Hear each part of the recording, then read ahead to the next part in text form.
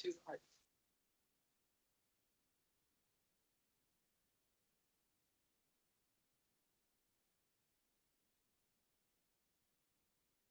Thank you very much. Welcome to Cabinet today. I have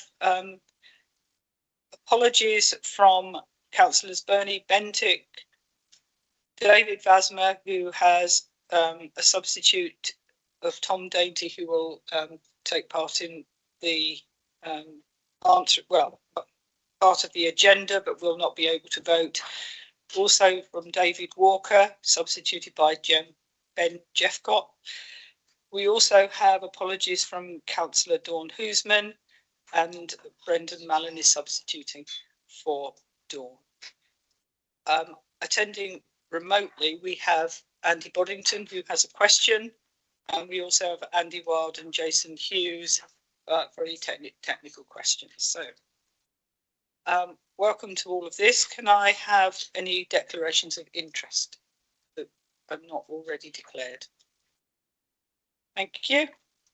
We then move to the minutes of the meeting of 11th of February. We need to confirm those unless there's any update for those. Can I have a proposer, please? Thank you. And a seconder.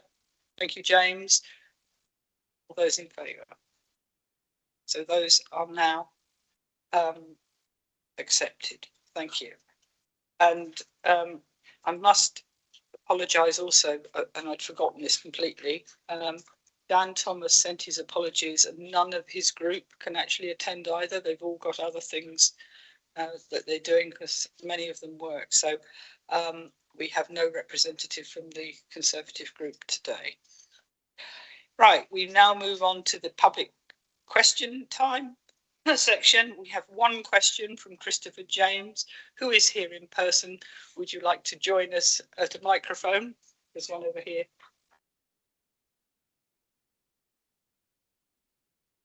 And it's about Shrewsbury Railway gyratory.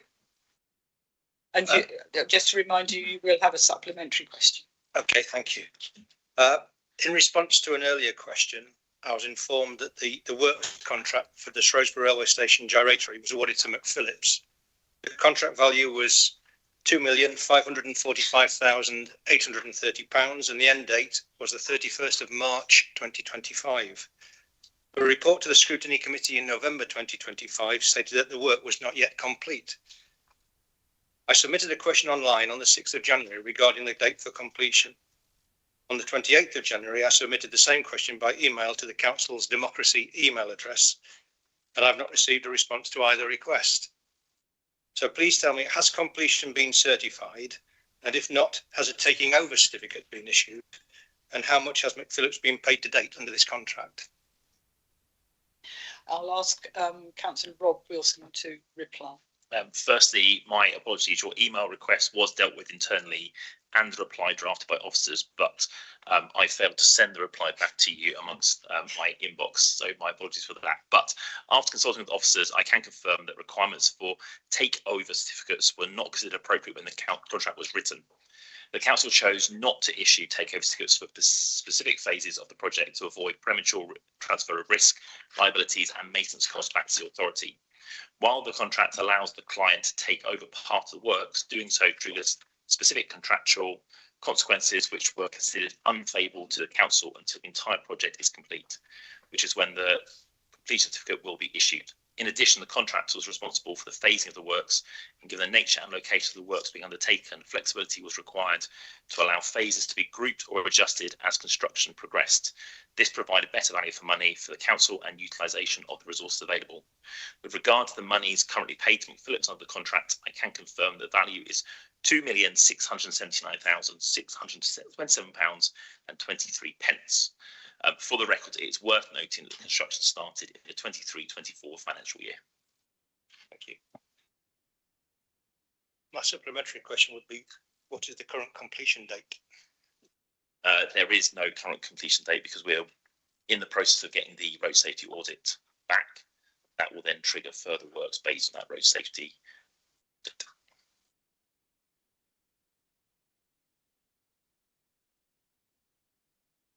think the point here is we don't want to spend more money unless we get it right this time. Absolutely, but yeah, there's normally a completion date in the contract. It wasn't our contract, but yes. Thank you. Okay. Right.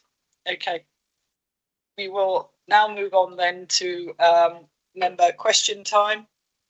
And the first question comes from Councillor Chris Lemon, and Duncan Kerr will read that, please. And that is about Ludlow. No, it's about the bus station in Shrewsbury. Yes, thank you, Rita. So in March 2023, the council resolved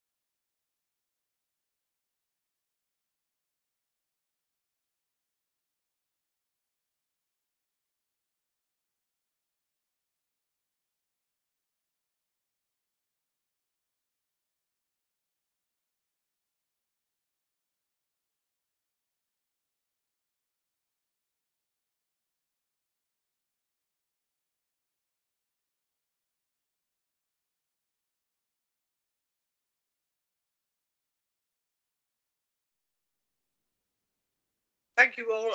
Welcome back. And hopefully this won't happen again. We now have a well-practiced Duncan who is going to read Chris Lemon's question, and then I will be asking Rob Wilson to answer it. No pressure then. Okay. In March 2023, the council resolved to commit to ensuring that the county town of Shrewsbury retains a proper bus station by requiring that the master plan brief for the Riverside redevelopment includes the requirement for an attractive bus station with excellent links to rail and town centre, making best use of the current location. In December 2024, Shropshire Council adopted the Shrewsbury Movement and Public Space Strategy. 14 next steps were identified in relation to bus operations, several of which were key to determining the location and size of the future bus station and bus layover. Please will the portfolio holder A. confirm that the locus for the new bus station will be on the existing bus station site, and B, provide members of an update on progress on the 14 next steps for bus operations in Shrewsbury. Thank you for the question, Chris. It's important to state that in the public consultation on the Shrewsbury Movement and Public Space Strategy, there was overwhelming public support for the retention of a bus station within the town centre, with 2/3 of respondents wanting only one bus station in the town as a focal point for all bus services. Further, and as a direct result of the 14 next steps that were identified in the NPSS in relation to bus operations, the Shrewsbury Big Town Plan Partnership, jointly working with Shropshire Council's passenger transport team and its economic growth team, have commissioned a Shrewsbury Public Transport Plan, a 10-year implementation plan and strategy. Within this document that has just been completed and should be publicly available within the next month, there is a direct reference to a key strategic move being a centralised bus station in Shrewsbury Town Centre, providing high-quality passenger and driver facilities and an improved interchange. I believe this is a very important step for the county as a whole. The report aims to identify Shropshire Council's future bus needs and how to best operate local and inter-urban services. It also considers additional measures to achieve the plan's goal of making buses the preferred option for local trips, not feasible by walking, wheeling or cycling, ensuring reliable and frequent cross-town journeys. Alongside the NPSS and the Riverside Master Plan update, ongoing talks with the Shropshire Bus Enhanced Partnership have gathered input from bus providers about requirements for a new town centre bus station and layover. These insights have informed the new 10-year plan. Utilising the new report, we specifically asked what area of bus station space is required, how many bays, what facilities it should incorporate, etc. The local authority can now better incorporate the future needs of a bus station into the master plan for Smithfield Riverside, using this feedback from operators utilising it.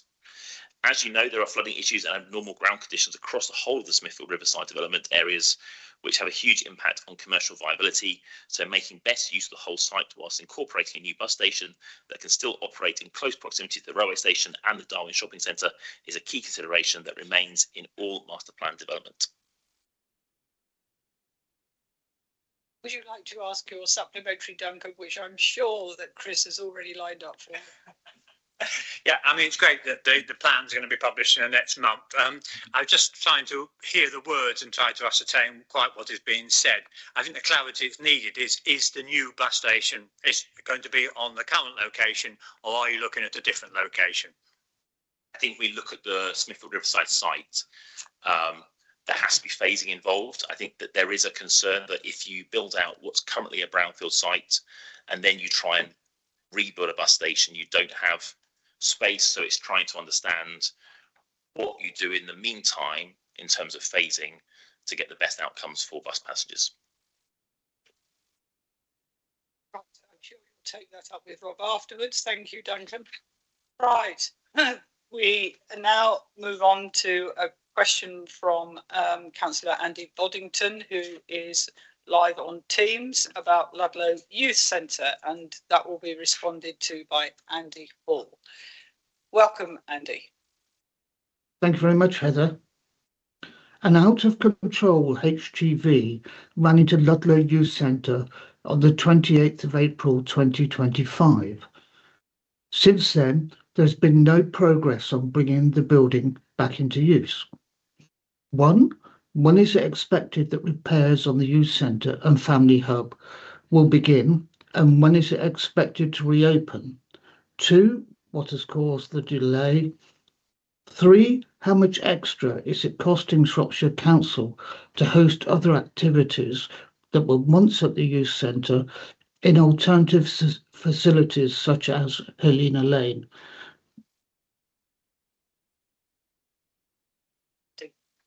Chair. Thank you for your questions, Councillor Boddington, and I'll address them in order.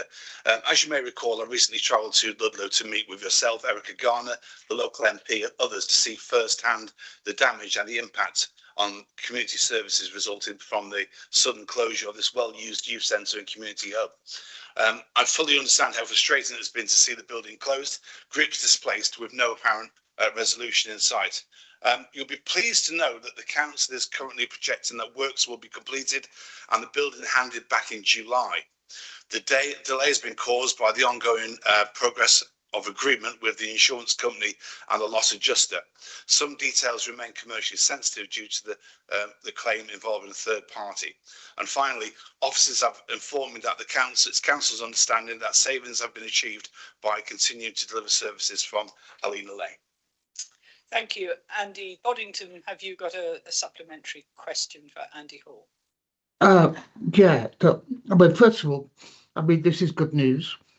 And though I'm slightly sceptical of the last part of the answer, that moving services elsewhere has cost less.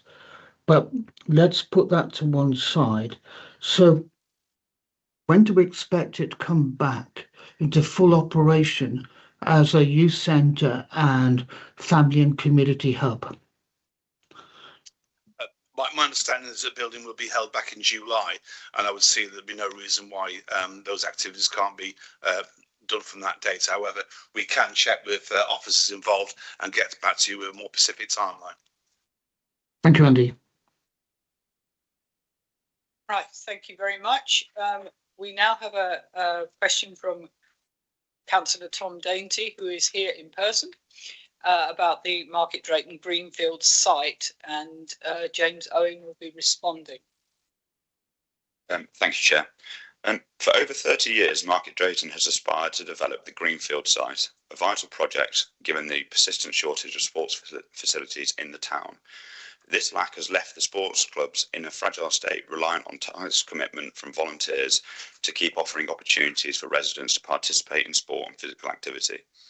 With rising care costs at Shropshire Council, it is increasingly important to prioritise preventative measures such as promoting a healthy, active lifestyle to help mitigate future demands on health and social care services. The Greenfields development must demonstrate its viability to external funding partners. Investors require clear evidence of a robust local support and the ability for the project to deliver tangible benefits to the community before they will consider a financial investment. Without such assurances, the project risks losing out on the external funding necessary for its success, potentially undermining the long-term advantages it promises for Market Drayton. I urge the Shropshire Council Cabinet to provide unequivocal backing of the Greenfields development in whatever manner the active Market Drayton work deems best. Can invest and better understanding of the significance of this project for the town, particularly regarding enhanced health and wellbeing opportunities for its residents. Your support is essential not only to unlock the external funding, but also to secure the future sustainability and success of these much needed facilities. Please can you clarify your commitment so Market Drayton can finally achieve this long-standing goal and ensure a healthier future for its community? James. Thank you for your question. Cabinet recognises the importance of Greenfields for the residents of Market Drayton and the wider north east of the county. We value the contribution of the many volunteers who support the activities there, including the active Market Drayton group, and understand that they've been instrumental in progressing the plans to develop the site. Shropshire Council and Cabinet continue to be happy to work with the group and all other relevant bodies to contribute where possible. Whilst the Council's current financial position prevents us from directly funding improvements, we are keen to provide our strong backing for this project and the benefits it would bring, and will offer what support we can. Thank you. Do you have a supplementary? Yes, Chair. Can the Cabinet confirm that their stance on the development of Greenfields is that whilst the long-term aspirations are to find a replacement for the site that will be sustainable long into the future to meet the increased demand of the town as it continues to grow due to governmental housing targets, there is a need to invest in the existing infrastructure for the short to medium term? One thing, while improvements are needed at the current site to make the facility suitable for the short to medium term, the longer term aim is still to find an alternative location with the potential to increase in scale and keep pace with the population growth. Right, okay, thank you very much. We now move on to a question from Councillor Harry Hancock Davis, a risk of fraud, and the response will be from Councillor Roger Evans.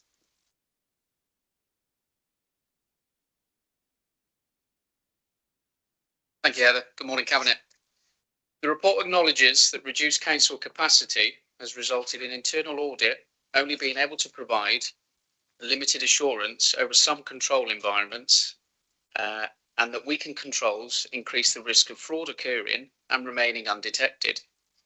It also cites the NAFAN 2025 benchmark, showing an average of just over 4 counter-fraud FTEs per council, yet Shropshire currently has none and is only proposing a minimum viable team of 3 posts costing around £150,000, potentially not until the 27-28 budget. Given that we are a large unitary authority with a multi-100 million pound budget and significant procurement and social care expenditure, can the portfolio holder explain how the council has satisfied itself that its current arrangements meet SIPFA's code of practice for managing the risk of fraud and corruption, and what quantified fraud loss assessment has been undertaken to justify delaying the establishment of a dedicated counter-fraud unit until at least 27-28.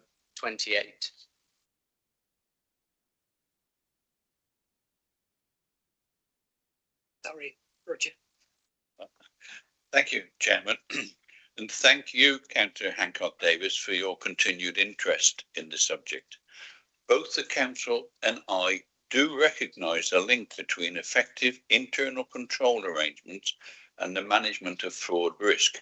However, it is important to clarify that the previous limited assurance opinions are specific audits and they do not equate to a limited overall year-end head of internal audit opinion. And more importantly, in reference to certain of your words, do they directly correlate to the level of internal audit resources? Internal audit operates in accordance with the global internal audit standards, previously public sector internal audit standards, which require a risk-based approach to assurance. Where assurances may be constrained, audit coverage is and has always been prioritised towards areas of highest inherent risk, materiality and public interest. Throughout the period of resourcing, challenges within internal audit, they have always maintained compliance with the relevant auditing standards, and the head of audit is satisfied that the team have completed sufficient work across the council for him to be able to form a year-end opinion. This has been well documented in the performance reports to the Audit and Governance Committee. If you examine past committee records, for example, you will see that all elected members of all political parties involved in this area have always questioned and have keenly monitored the resources available to carry out the work expected of the team. Limited assurance opinions reflect the outcome of individual scoped audits of particular systems at a particular point in time, rather than a judgment on the adequacy of the council's overall governance, risk management and control framework. The year-end head of internal audit opinion is derived from multiple sources of assurance, including the cumulative results of audit work delivered during the year, management assurances and ownership of key controls, the Council's risk management framework and corporate risk registers, external audit findings and regulatory reviews, and ongoing fraud risk assessments and participation in national initiatives such as the National Fraud Initiative. As set out in the Council's counter-fraud, anti-bribery and corruption strategy arrangements, they are aligned to SIPFA's Code of Practice on managing the risk of fraud and corruption, which does not mandate a single delivery model or a specific number of counter-fraud posts. Instead, the code requires the councils demonstrate leadership, commitment, clear accountability, risk assessment, preventative controls, and effective response mechanisms. These elements are currently in place through a combination of management controls, internal audit, activity, policies, data managing exercises, and whistleblowing arrangements. Whilst internal audit coordinate counter-fraud activity, they are not the only resource in the council. All service areas have a responsibility for managing the risk of fraud and assuring appropriate controls are in place. Individual service areas maintain fraud risk registers, which are used by internal audit to inform counter-fraud activity each year. Work is underway to quantify fraud exposure through a targeted refresh of fraud risk assessments and review of historic and emerging risk areas, including AI, procurement, social care, and cyber-enabled fraud. This evidence is being used to inform the proposed introduction of a dedicated counter-fraud team, ensuring it is sustainable, targeted, and delivers value for money. Whilst benchmarking data, including the NAFN counter-fraud survey figures, is a helpful comparator, the Council has taken a risk-based and financially proportionate approach to strengthening counter-fraud capability. A recent review against the Fighting Fraud and Corruption Locally framework concluded counter-fraud governance processes are in place that set the foundations to support and drive a new, strong anti-fraud culture across the organisation. However, there is a need to review, refresh, and raise awareness of these through a planned, sustainable programme of communication and training, which the statutory officer group have committed to. The Council therefore remains satisfied that, despite capacity and financial pressures, the arrangements are professionally compliant, risk-informed, and subject to appropriate independent scrutiny, whilst recognising that further investment in counter-fraud capacity could enhance resilience and prevention over the medium term. Thank you, Chairman. Thank you very much. You have a supplementary, Harry. Yes, thank you, Roger. Very long answer. So from the answer that you've given me, I can see conflicting information in there. So number one, you state that work is underway to quantify the fraud exposure, but then at the same time, you're saying that the council is satisfied with its current arrangements, which doesn't make sense. So that's conflicting information to me. So and I think we need to actually understand that the internal audit team, you know, they cannot substitute a counter-fraud team. It's impossible. That is not their job role. And that, again, is stated in your answer. So can you tell me what financial evidence was used to decide not to establish a counter-fraud team earlier, given that this was raised in September 25? We held the election in May 2025. You were the administration at that point. You have been aware of this a long time. And my fear is, if you're not proposing this until 27, 28, this is potentially not going to be embedded until as early as 28-29. Thank you. I do note your supplementary. What worries me more within the council is the contract management. Nothing to do with fraud. It's the actual contract management processes that are in place. Fraud, I do not think, is prevalent within the council. The officers do not think it is prevalent within the council. To put a fraud team in place without the appropriate authority and the process to put in and the business plan, I think would be wrong. This council is facing financial scrutiny by other organisations outside of this building today. So it is important that a business plan is put in place and identified how that work is going to be done. I note you quote about four fraud members being the average. If you look at the reports, you'll see that the 2 to 3 is the usual numbers in a number of councils, not 4. That's the average, because some councils employ a lot more. And if you look at authorities of this size, it's 2 to 3. And I am pushing for this to happen, but it needs to be done in the right way, with the right authority, with the right constitutional backing, and that is not in place at present. It's no good advertising and putting in place without having the background to that, so that they have the requisite authority and backing of the council to do it. The present audit team has been doing that and continues to do it, and I take the officer's opinion. It isn't a member. This is an area where officers should govern without political interference. And you'll see in the report later on that the Section 151 officer, who is the ultimate authority in this, has an opinion, and we will cover that in the report shortly. Thank you. Duncan Whitfield, do you want to add anything, or are you happy with that? Absolutely. Thank you very much. In which case, we now move on to George Holyhead, who will, I'm sure, remember the time for questions to be in future.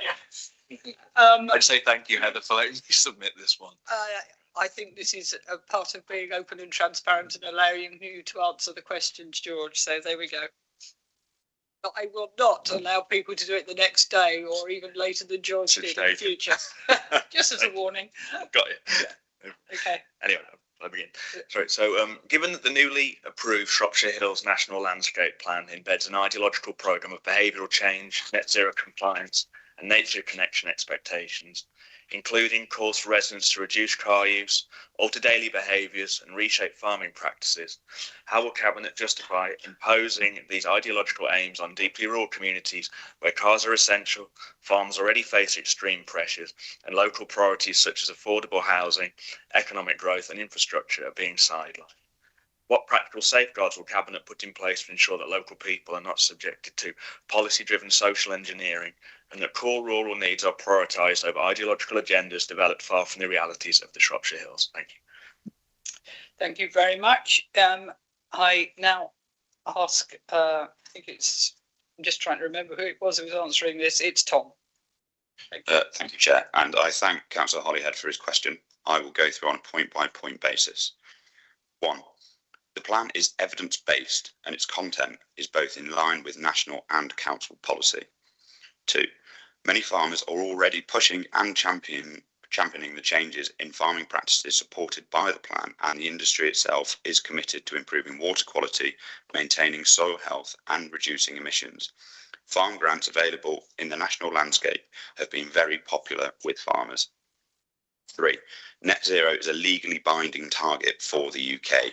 Strong action to reduce greenhouse gas emissions is overwhelmingly supported by science. 4.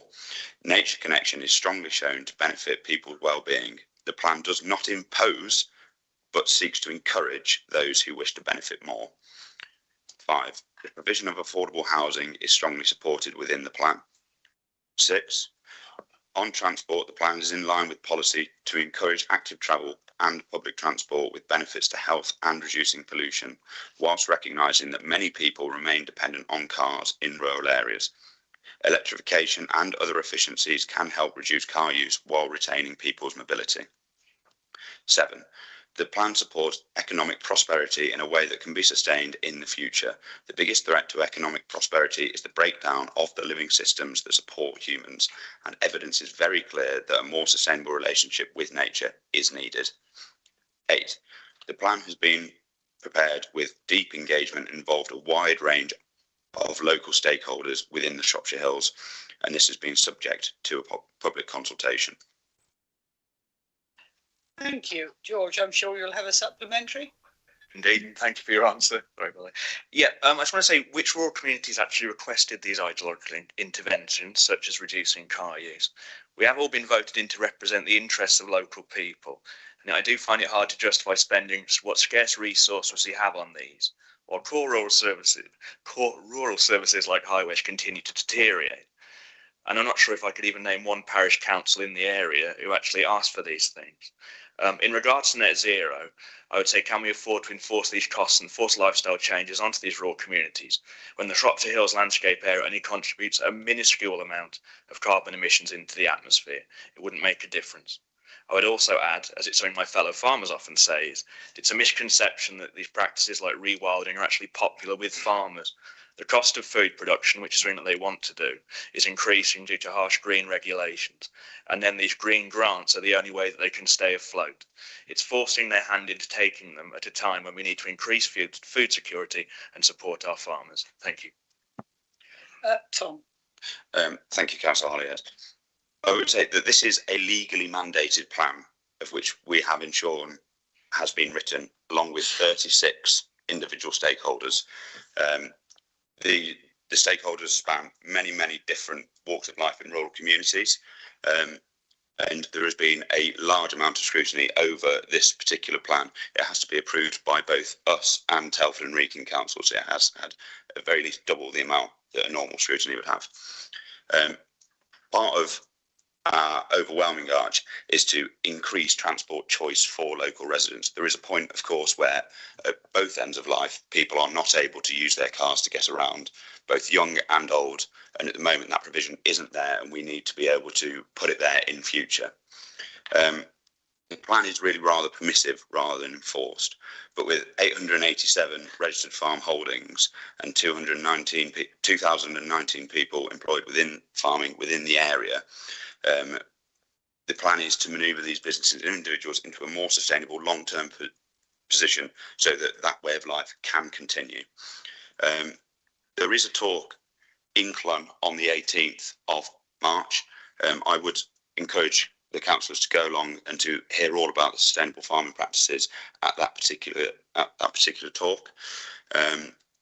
And I would also note that this particular management plan has been to Cabinet and to Council beforehand, where it had opportunity to be input to all councillors over their concerns, and I would obviously have encouraged councillors to input their opinions there. Thank you, and I might say this is the landscape part. Well, it is not the landscape partnership. Sorry, that was something that came out of it. The National Landscapes Management Plan, and we sit outside that. So much of the rest of it is mentioned in it, but the delivery for transport, housing, all the rest of it is down to the council and not down to delivery of the AONB as it was. And I had sat on it for many years and have fought hard for local affordable housing to be implemented, and did this time. In fact, it was put on hold before it was put back in. So there are a number of ways that people can, and I think it's an important thing for all new members to realise that if you watch papers coming through scrutiny, through Cabinet, through Council, there are opportunities to actually have your input. So that we don't end up asking questions after the document has already been adopted. So it's better to try and influence than to end up with a document that can't be influenced any further. Right, thank you very much for all of that. We can now move on to item 6, which would be scrutiny items, and we don't have any of those today. And so item 7 is financial monitoring period 10, and I'll ask Councillor Roger Evans to present that. Thank you, Chairman. As you in your introduction, the report outlines the position as known at the end of January or period 10. This report also incorporates within it note of the government's announcement on the 23rd of February when they officially gave in principle permission for the council to borrow up to, and again I use the word up to, £71.4 million for the current year, and hence the £21.5 million to support the 25-26 overspend. The report also includes reference on how the remainder of how this year's EFS is being used. An EFS loan for next year has also been in principle agreed by government. I note another 33 councils have also received this in principle decisions, allowing them to borrow money. I extend congratulations to all our council staff in achieving the marginal improvement of £0.801 million in the current forecast net overspend. This is significant as it is the first month of this current budget year which has not shown an increase in the overspend position. I would remind everyone that we are in this situation because of the disastrous, bizarre budget set by the previous administration, where they set the impossible saving target of £60 million. This after using virtually all the reserves during the previous few years, when savings they said would be made were never delivered and countless millions spent on consultants. Included in the report at sections 4.8 to 4.9 is an update on the governance arrangements of the operations boards and notes the leadership board of the council are actively pursuing options to reduce the year-end forecast overspend over the remaining 2 months of the fiscal year. So we live in hope that that can continue what happened in January. I move the recommendations listed as sections 3A, B, C, D and E. Thank you. Do I have a second for that? Thank you. Rosemary. Thanks for the report, Roger.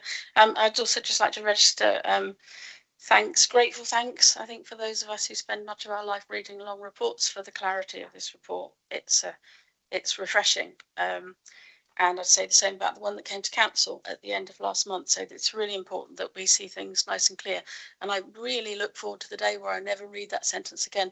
Shropshire Council faces an unprecedented financial position, and the Cabinet declared a financial. That sentence, just please, can we just consign that to the bin? We all know. That's an aside. So it's good to see a small turnaround in the month's 10 closing figures. We might have expected a worsening, as has happened in recent months. We've usually seen about £1 million to £1.5 million worse each month. So it's doubly, I can't say it's good, it's doubly less bad.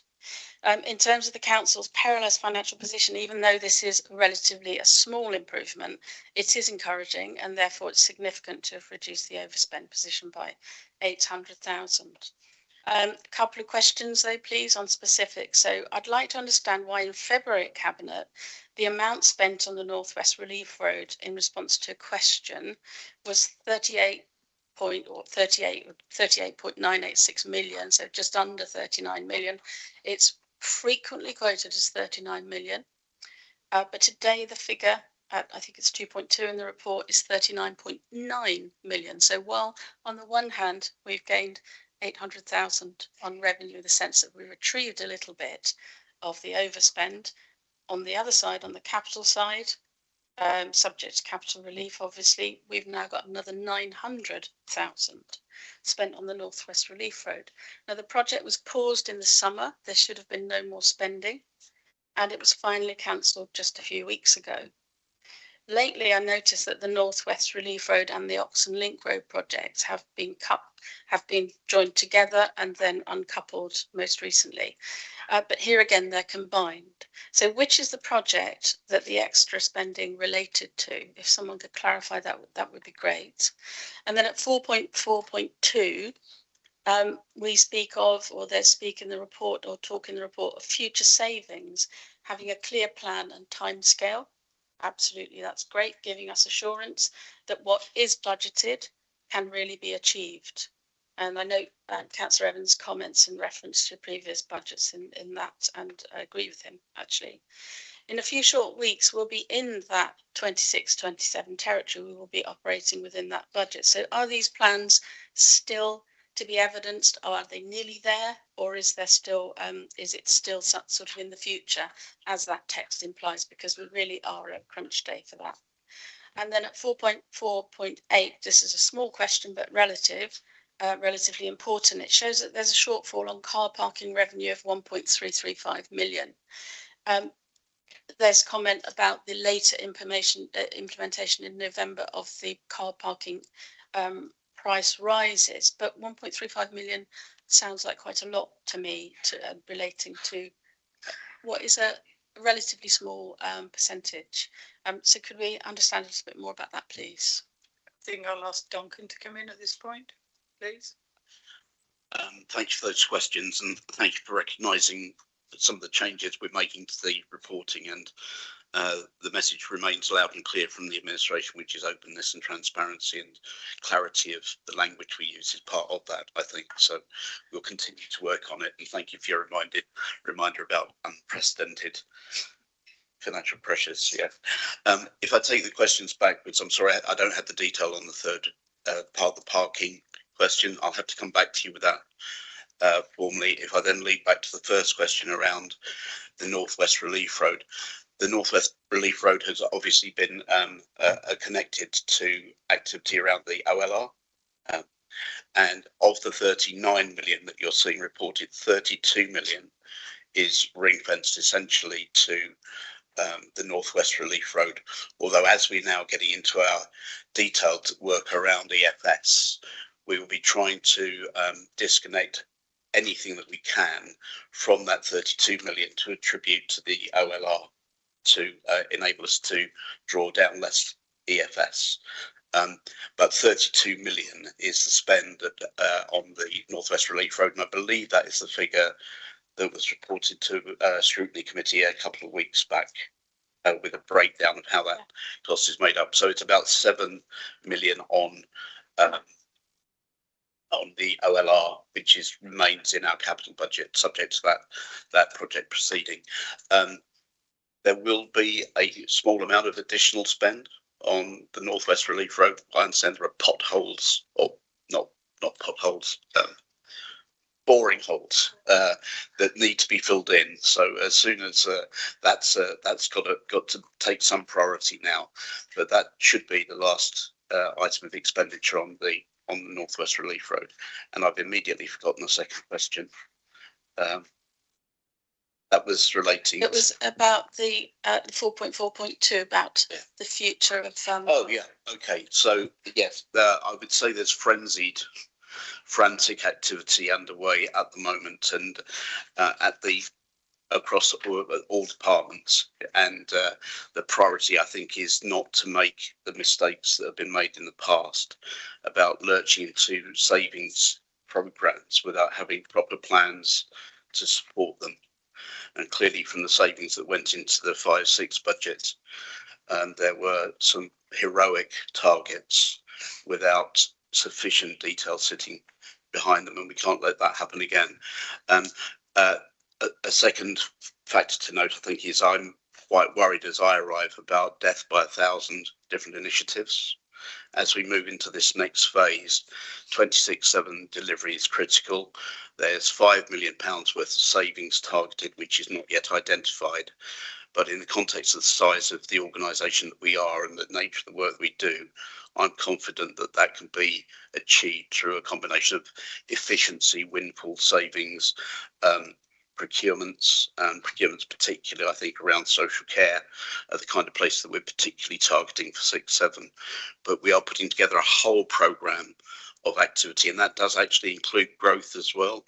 We're still rebuilding the capacity, and we have put a lot of capacity into the 6-7 budget, but we're now at the point of having to find get through recruitment processes and appointments, and the market for planners, accountants, lawyers, pretty much across the piece it's a very thin market at the moment. So that whole recruitment process is still not complete, and that's really getting our priority, I would say.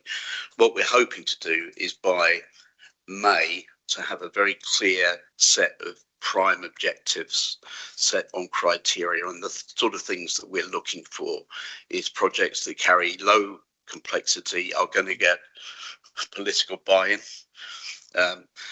but give us maximum returns with minimum investment. We have EFS money for transformation, but we will need to use that wisely, and we don't want to commit to that before we know what that full programme needs to be. It would be foolish to have used up all transformation commitments and then find we've got the project we really need the transformation money for. And of course, all of this takes capacity again across the organisation. So that's the programme moving forward. We're carrying out surgeries at the moment with all of our directors across the organisation, and it's almost a mind-bending exercise about what the priorities are. And as I say, we're going to have to be quite selective for those, and I think you'll see more in the period 11 monitoring report comes here, about a month, 6 weeks from now. So sorry, there's a lot of fluff from me, but there is an enormous amount of work that sits behind that. And particularly, I guess I should do a shout out for the Budget Transformation and Change panel, which consists of myself, Rachel, and Paul Clark, and we are trying to coordinate those lists and take a view on the relevance of different projects and the importance of them in terms of hitting targets moving forward. I'm going to say one more thing, if I may. So blind focus on delivering 26/7 on budget, but I think in terms of real savings, 27/8 is going to be the critical year for us.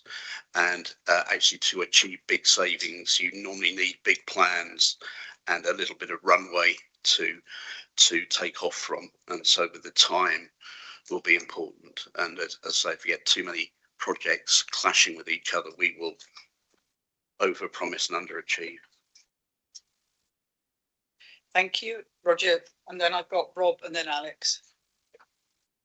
I wanted the 151 officer to come in because I pay homage to him and his staff and our staff in actually changing the way they're working. And that 4.2 that you highlight, 4.42, I wanted to particularly highlight. The work on the financial monitoring report is continuing, and yes, they are a lot more, hopefully, understandable than they were previously, but work is progressing, and you will find those reports as the year progresses improve, in my opinion. So yes, we do want to be open and transparent and show the situation as it is, and also particularly there, savings targets included within budgets will be required to have a detailed and realistic plan with clear timescales of delivery that can be monitored. That to me is important for the next financial year, because we can't go on as we are suddenly discovering that there's more there. So all the targets are set with the cabinet member and the appropriate staff together. So we aim to do it. Thank you. Rob, you were going to pick up another. Just very quickly on the parking charges, it is as stated in the report due to the late implementation. So following the election, well, we know the history before in 24 where there were repeated attempts, I think is probably the right word, to increase parking charges and call-ins and all sorts of things. Even at that point, the previous administration didn't implement those parking charges. So their budget included a full year of parking charges from April. At the point of the local elections, when we were all re-elected or elected the first time, there wasn't a plan in place to put those into action, and there wasn't a staff team in place either fully to put those into action. That does now exist. Again, following Roger, I will credit the staff that did that, but it didn't come in until November, which obviously is halfway through the financial year. And then Alex. I was going to slightly expand on what Rob was saying. I think also it was ambitious, the income target anyway. So late implementation, but also it would have had to be a pretty good year in the first place. So I think it's a combination of factors. I just wanted to speak quickly on something which is in all of these month by month reports, but doesn't always get commented on, which is the budget monitoring and how we're completing it. So one of the things that we've been really trying to do as an administration is restore some kind of financial rigor everywhere in the organisation. And when we took over back in May and in that summer, the proportion of budget monitoring completed on time was about 40% for those reports.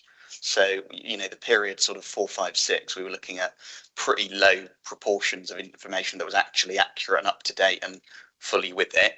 What we're looking at today is about just shy of 90% completed on time up to date. I've just been speaking before this meeting with officers, and period 11, we're expecting that to be higher, closer to 95. So just in terms of the data on which we can make decisions and the sort of rigor in departments as to getting that budget information reported and made public and available to scrutiny, I do think that part of why these reports are you know, better is actually that the underlying data is just more relevant, is more on time, does correspond to what is going on a lot more. And, you know, it's been said a lot today, but that is to the credit of the officers and the 151 and the interim chief executive, because these are big cultural changes that have had to be made to get that going in a relatively short space of time. And we need to be keeping up that kind of 90+% rate going forward if we want to be making these decisions based on proper information, rather than going back to what I now consider the bad old days of everything being a rough projection of what might happen rather than what actually is or has happened. Brendan, did you want to come in? Yes, thank you, Leader. So only 29.6% of the 59.9 million savings programme was deliverable. The rest, more than 42 million, had no viable pathway. The Council has up to now been balancing budgets using assumptions that were never going to materialise. This was dangerous budgeting, and it must end this year. From this point forward, no savings should be included in any budget without a delivery plan, a responsible officer, a credible timeline, and independent verification. If a saving cannot meet these criteria, it must not be accepted. The cancellation of the North West Relief Road leaves 39.9 million already spent and up to 32 million in decapitalisation costs that now need to be written off. While this will be cushioned through the EFS, the truth remains that years of strategic indecision, inconsistent direction, poor financial governance and political drift have produced a legacy bill that the people of Shropshire will be paying for long into the future. We cannot afford to repeat mistakes on this scale again. This administration does have opportunities to make substantial, meaningful savings. Yet we are worried it will continue spending without discipline or strategic foresight. The unnecessary delay in forming a fraud team has been mentioned already today and will be discussed in a later agenda item. I see there in item 4.4.8, the bulk of that infrastructure overspend is send transport. We urgently need to review how we implement send transport, particularly the balance between traditional minibus style transport and the use of private hire, so we get the best capability for the money spent. Kent County Council have had good results in this area. Most of their send children are now going via minibus. And on a side, the schools are finding that actually the kids are coming to school in a better frame of mind because they're socialised with other children on the bus. So there could be fringe benefits there. So we need to investigate that where appropriate.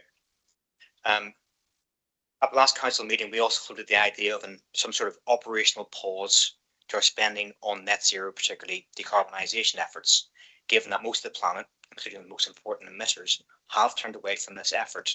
Now, it's been mentioned earlier about this being a statutory item, although I think that's at a national level. Other councils have either paused, slowed, or indeed completely cancelled their net zero spending. And I do respect the fact that this is a net zero council, both in administration and most of the parties. So it would be churlish to say we should just stop. However, we could certainly slow the implementation of efforts, defer spending into later budgets, to give ourselves more headspace financially to do the more proximate things that need to be done to get ourselves out of the financial emergency. and also assess how things look on the national and global stage in terms of the wider implementation of net zero. We're looking there at circa £10 million per annum in identifiable line items from the budget, and there may be more incorporated in other line items that we couldn't identify. So I think the administration owes it to our council taxpayers to seriously consider a difficult decision such as this, to pause this spending or slow it and use the funds for those more immediate needs. It's the sort of tough choice that demonstrates the effective leadership during a financial emergency that voters demand and deserve. Thank you. Roger? Thank you. I probably will ask for some comments about lines in the budget, also from Duncan. Thank you for the political message. But if I start with the facts to start with, the savings that have been made, we've been honest and transparent, and it's the total budget that was set for this year. If one takes out the unachieved savings that were not made by the previous administration, which was a lot of it was resizing of the council, and if one looks in detail at pages 1 and 2 where it goes in appendix 2, you'll see resizing is there a lot, where it was proposed by the previous administration to reduce the staff even more. And if you total up that number, you come to almost £24 million, which was an impossible. We are actually bringing staff in because there's certain departments which are on almost a skeleton basis. And I've referred before about and some of your colleagues have referred about the outstanding debt in council tax that's there because the staff were not available to do it. That is being looked at and being attended to, and it is reducing. And to put £24 million worth of savings in staff was an impossibility. We have stopped that. If you look at the proposed new savings for this year, we've saved, I think you'll find, if you look back in the monitoring reports, it's almost 80%, which is, I think, credible in the circumstances. So yes, it is on the total savings, but on this year's new savings, we have made them, and we will be looking at next year at trying to improve on that. And as I said, the leadership board are trying to see where else savings could be made in the 2 months, February and March, before we finish it. As far as the political message goes, I think the council at the last council meeting gave you a real answer on what the council feels about that message about climate change and actually doing things about it. And I think the people in Shropshire would also echo what this council is doing, and it is cross-party except for one particular segment. Thank you, Chairman. Duncan. Thank you. Thanks for the statement and the observations there. I guess what I would like to say is, going back to the 26-27 budget, it is one of rebuilding a position which we can actually monitor with some confidence, and it's been more about capacity building and correcting structural deficit rather than getting under the skin of some of those components that you mentioned.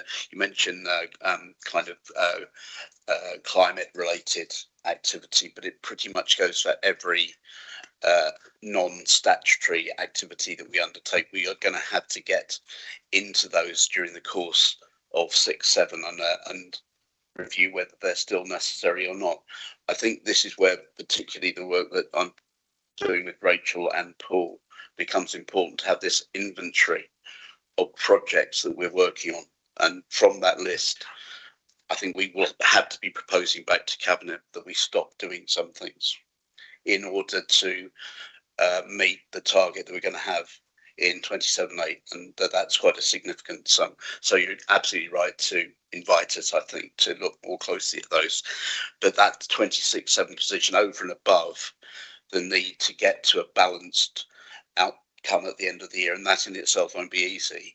There's something about rebuilding the morale of the workforce, and I think 25-6 has been awfully difficult for a team when they're trying to manage against unrealistic budgets, and with that lack of capacity within their teams. So there is a period of calm, I guess, stabilisation, where we may appear to be moving slower than you would all like, but I think there's a natural evolution to the recovery, and 26/7 is stabilisation. 27/8 will be tough, hopefully accompanied with some more significant benefits from efficiencies and transformation investment, but that has to be in particularly our big statutory frontline services, not least social care, because it occupies such a big chunk of our budget. But even in there, we need to find things that we don't have to do. Sorry, I'm not sure that answered your question, but that's the kind of backdrop. Well, I think it's just worth noting that there are a number of lines in the budget which could be flagged as climate change projects or net zero projects, but really what they are revenue generating projects for the council. So I know that when lists have been given before, adding up to large totals of money, they are projects which are delivering us a return and to deliver us a large return in the future. So I think we have to be very, very careful about just lumping things together in an arbitrary way. I think there are a number of things I could say around that. Brendan? Yes, so in reverse order then, thank you for that. And I appreciate that there may be projects in train, for example, solar panels already built. I'm not suggesting going out with a sledgehammer and smashing them up. But at the same time, if we're putting large upfront investments at this moment in history to then get a low, steady return that makes good over time, could be potentially deprioritized because we need the money right now to get out of the current hole. You know, I know there's if you want to spend it to save it sort of philosophy there, and that's fair enough. But to what level can you make big capital expenditures on such projects that will pay off over the long term potentially, but we need to save money right now?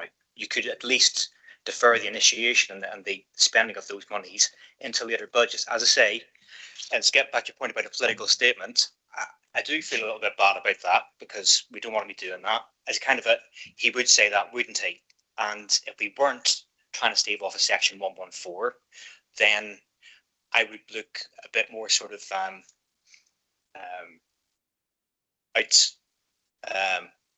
of the ordinary for an event like this.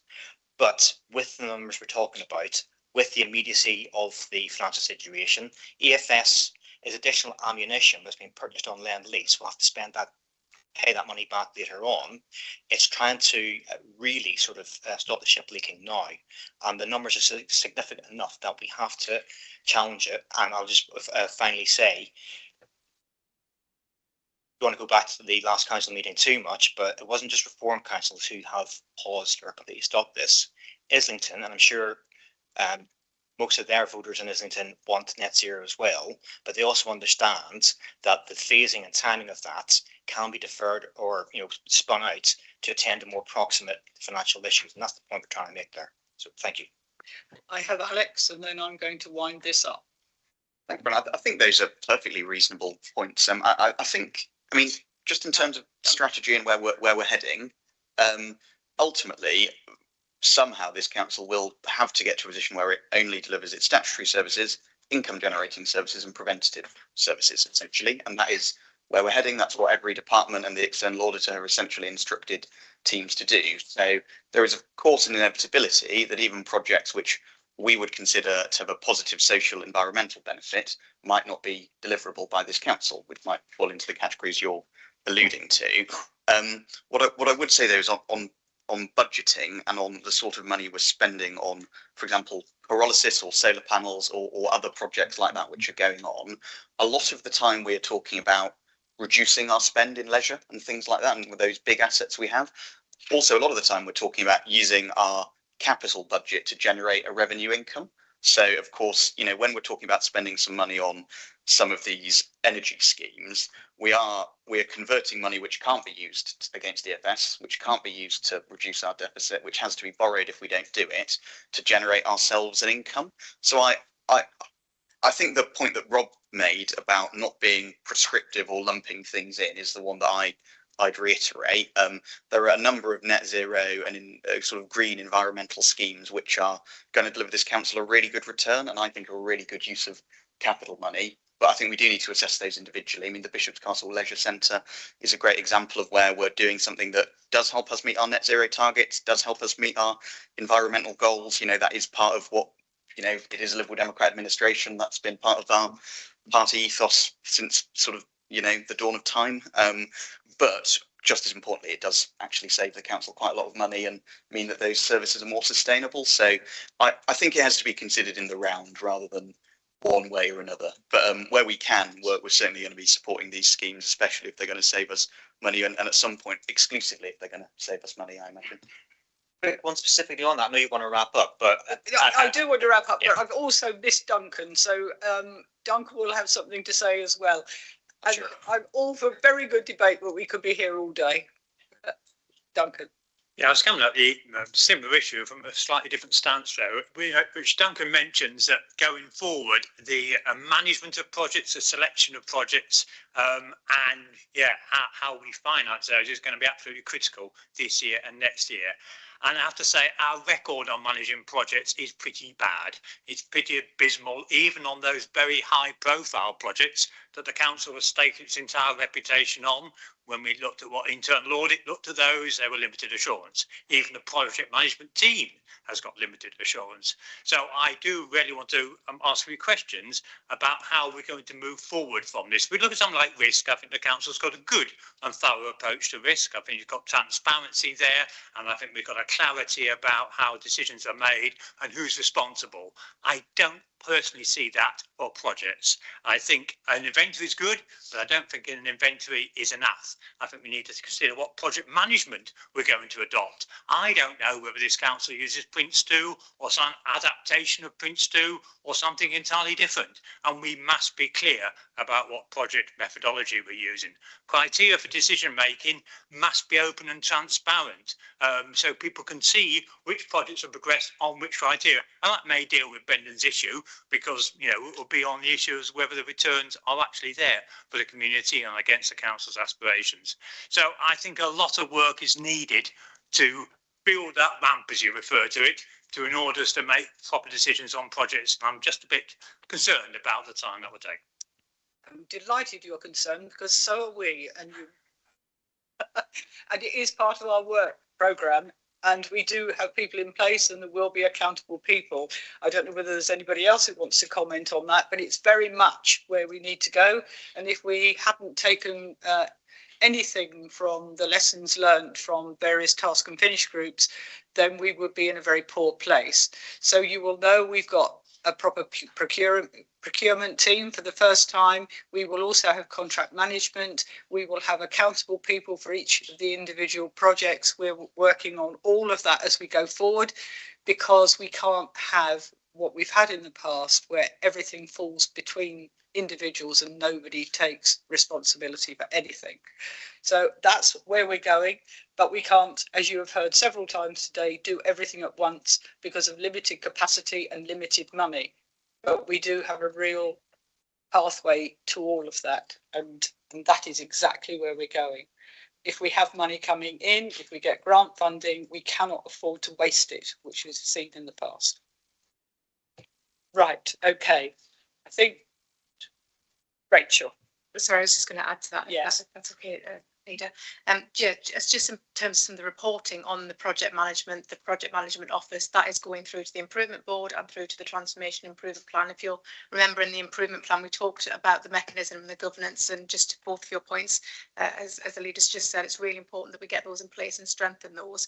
So that reporting is going on. You'll know through the improvement board, as I said in the reporting, I think there's a report to April transformation scrutiny, if I'm correct, that just shows the governance that's been put in place, particularly around the improvement plan, but that has been applied more broadly. In terms of the project management office, there's a review going on at the moment. The LGA have supported us with some additional funding. Local partnerships are in reviewing that function to make sure that we get that right into the new organisation. What does that need to look like to support exactly as you've just said? So we do have good project governance in place. It needs to be updated. We committed to that in the improvement plan. That work is absolutely live, and we've already started to implement improved governance to help us monitor the improvement plan and make sure that everybody is assured and we keep track of those programmes of work, and that will apply to all of those savings projects next year, but also into future years.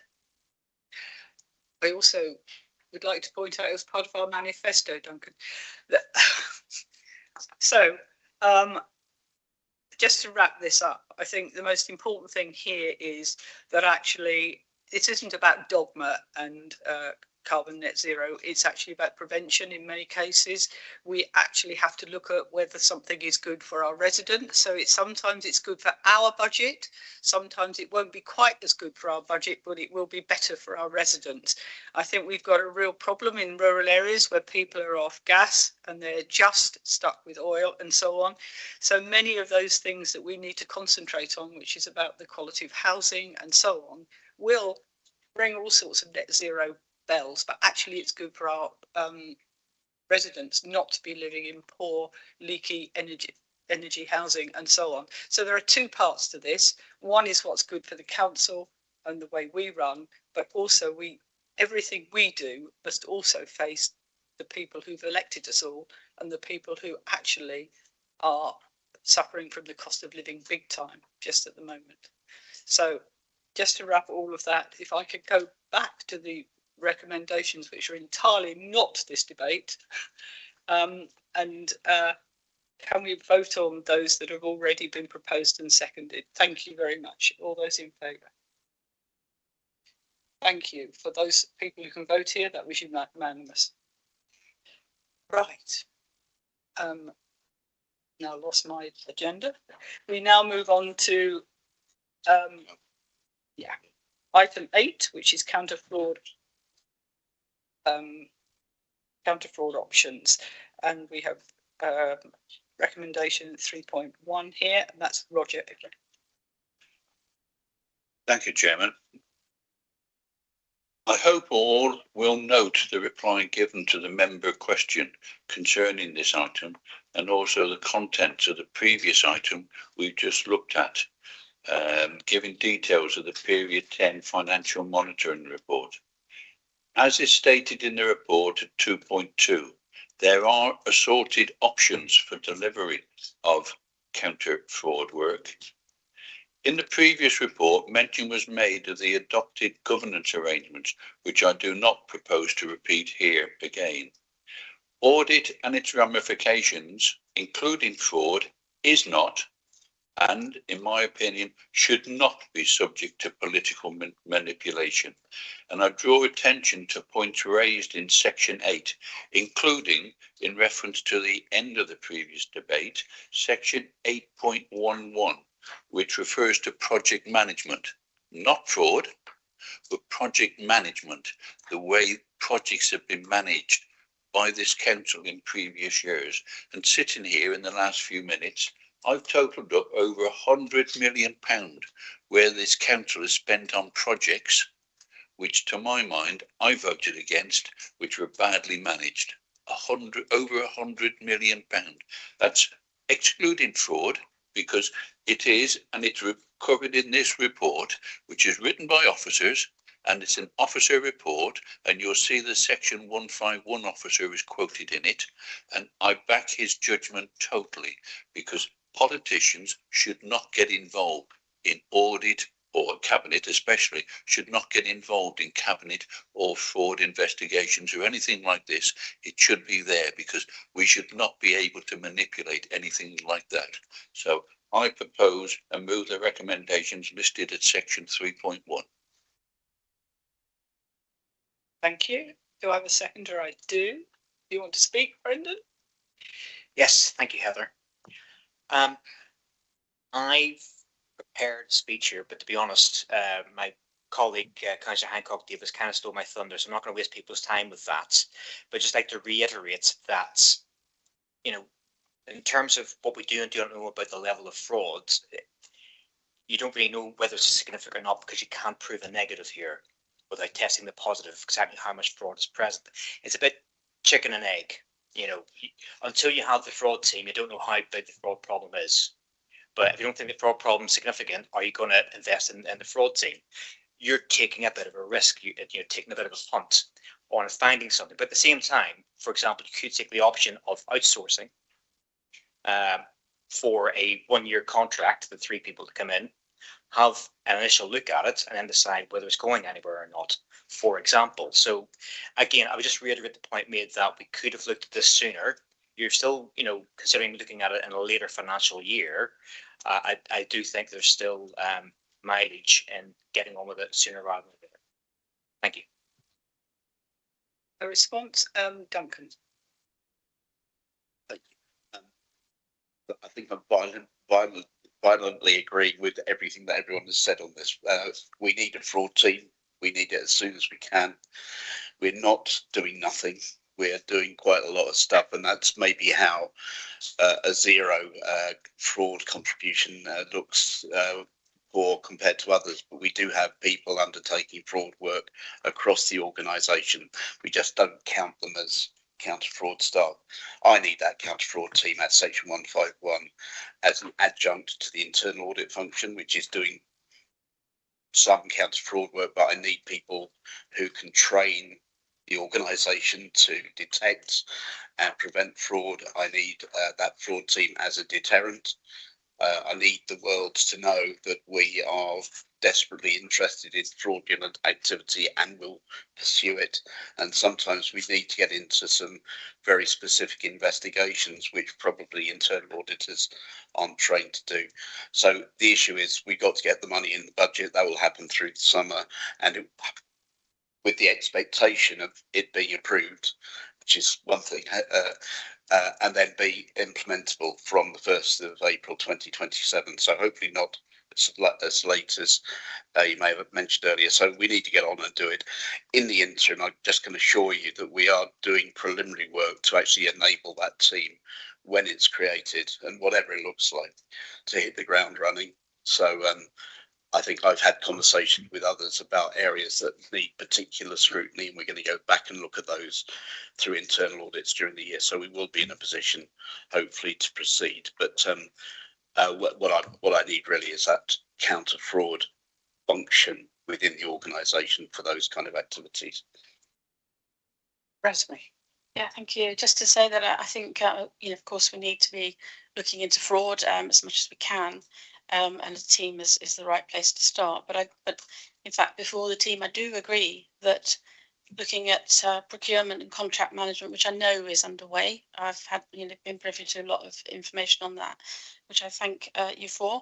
But I think for me, the biggest shock when I first was elected as a councillor was attending an audit committee meeting and finding how little management of contracts there was, and given the largest part of the council spending, 450 million and climbing, is on third-party contractors. That is such a big hole in our management, and I'm glad that you're addressing it. I think it's essential. Thank you, Rosemary. Roger.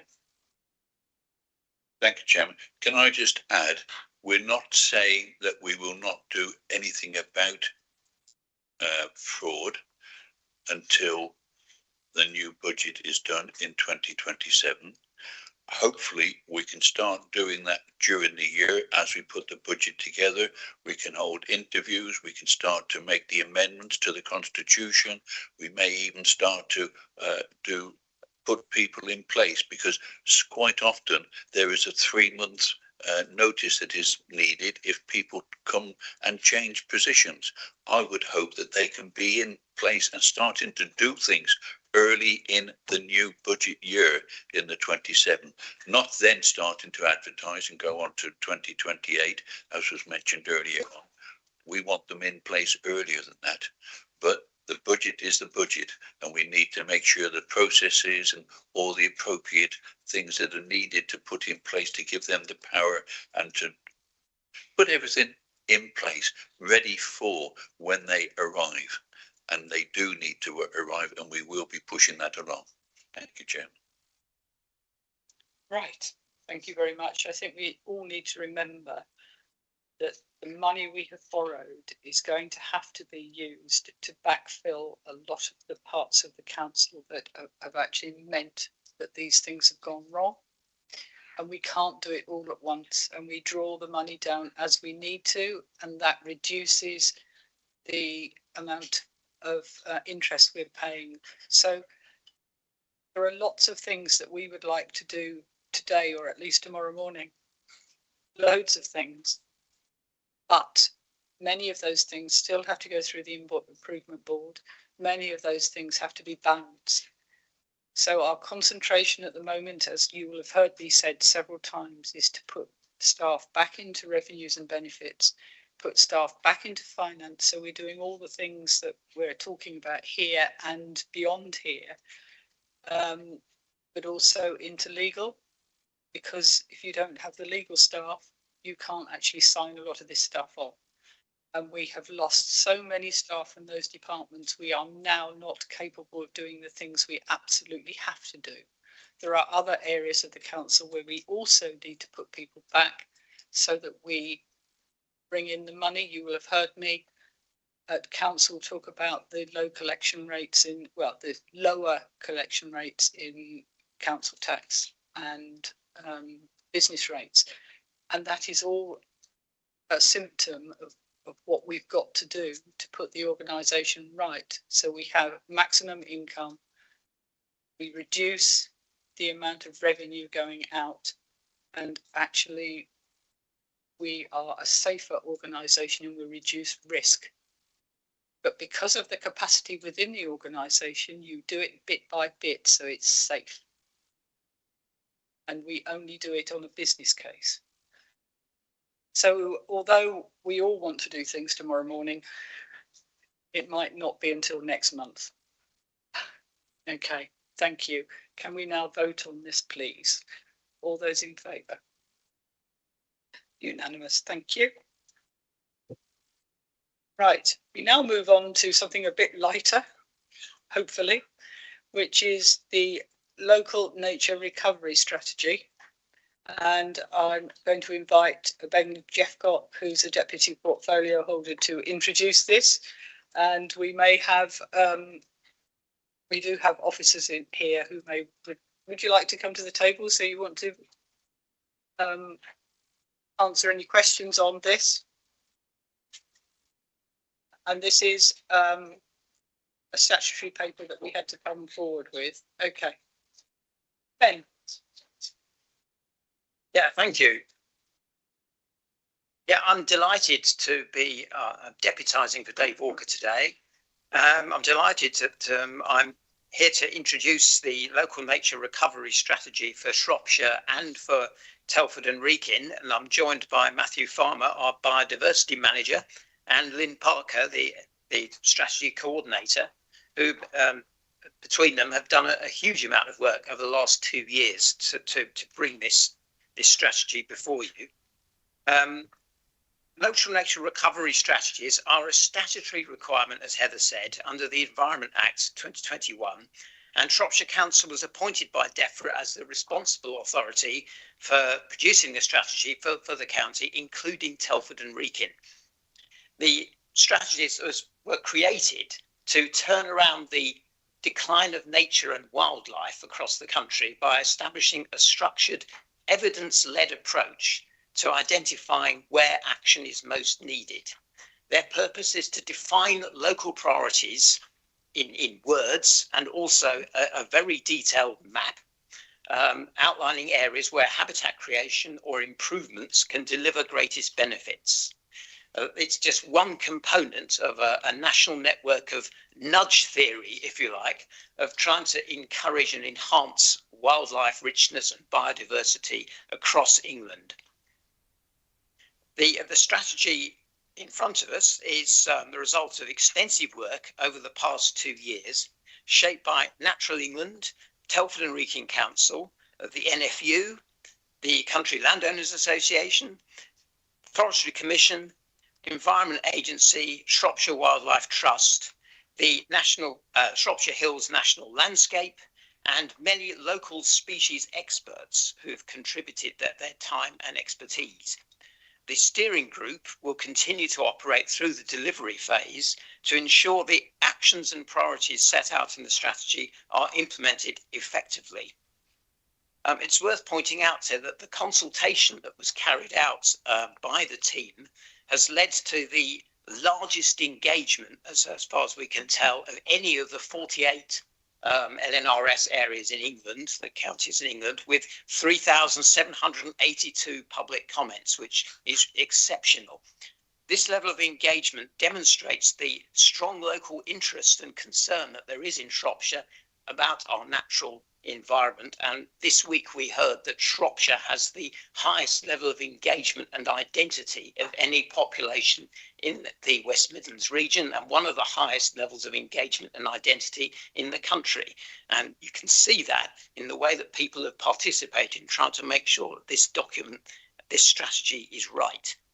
The level of engagement has helped ensure the strategy is meaningful, practical and rooted in local priorities.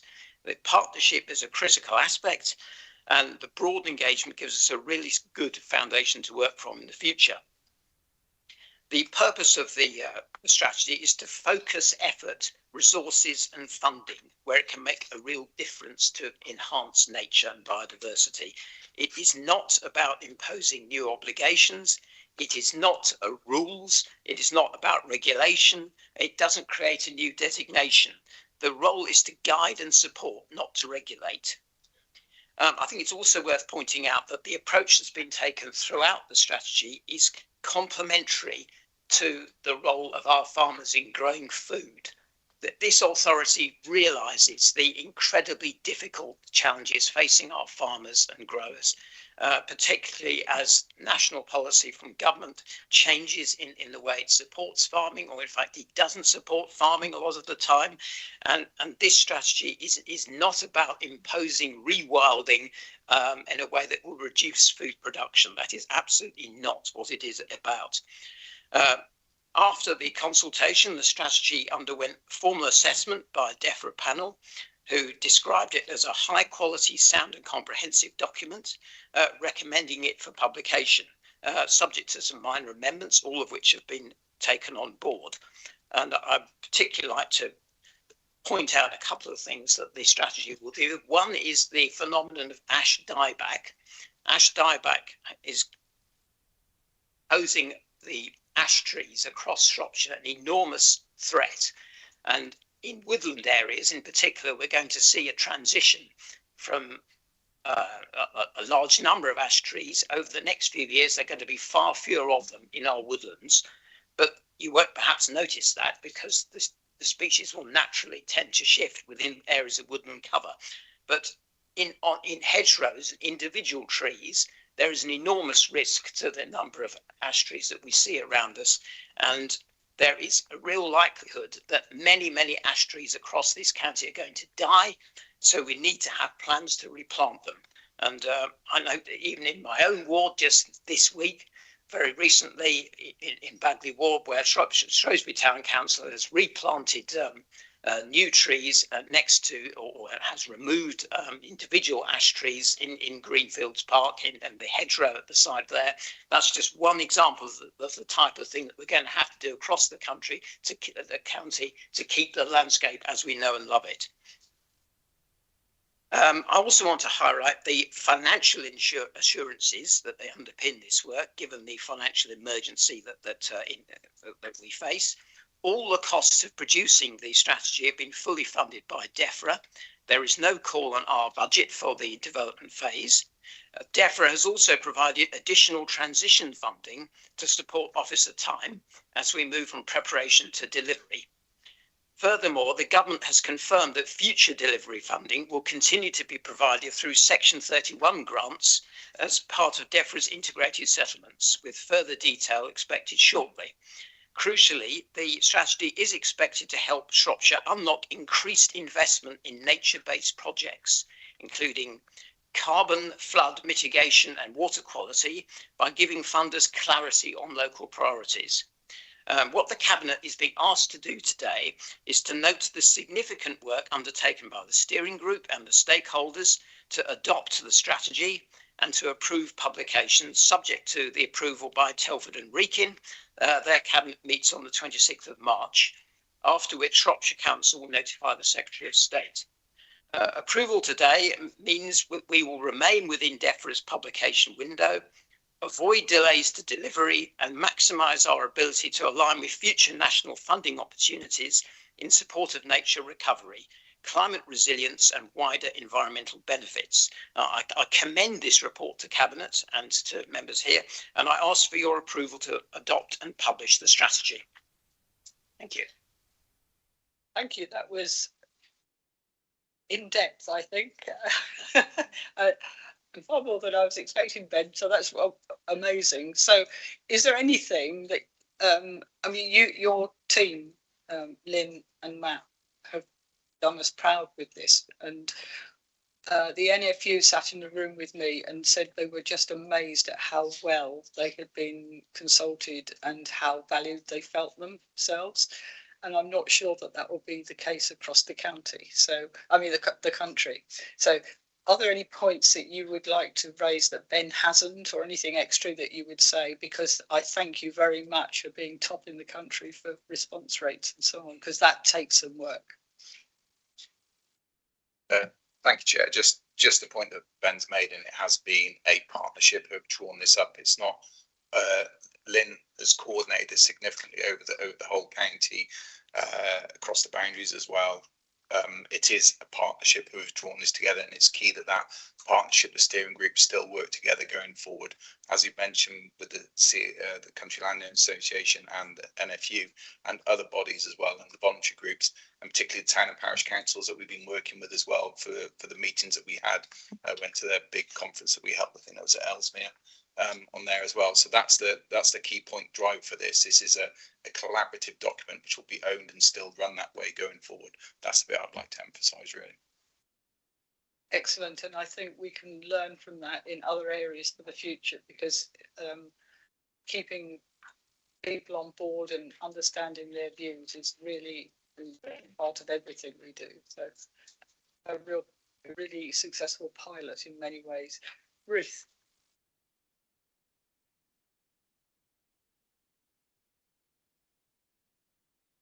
That working? Yes. The wrong button.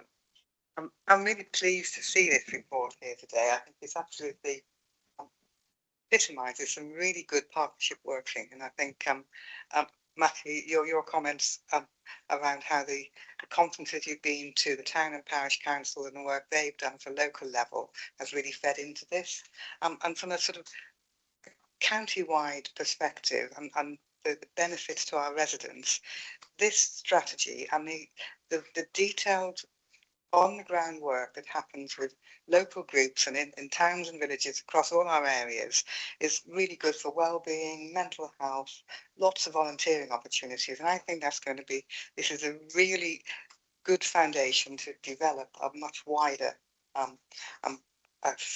expanse of some of the very good work that goes on in more rural areas.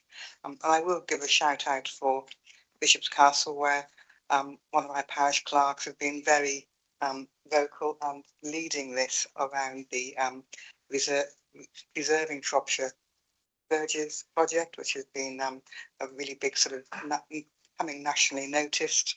The work going on in Bishop's Castle around Swift boxes, all those sort of small activities by small groups make a big difference and feed into this strategy, which has been fantastic. Thank you very much. Rosemary.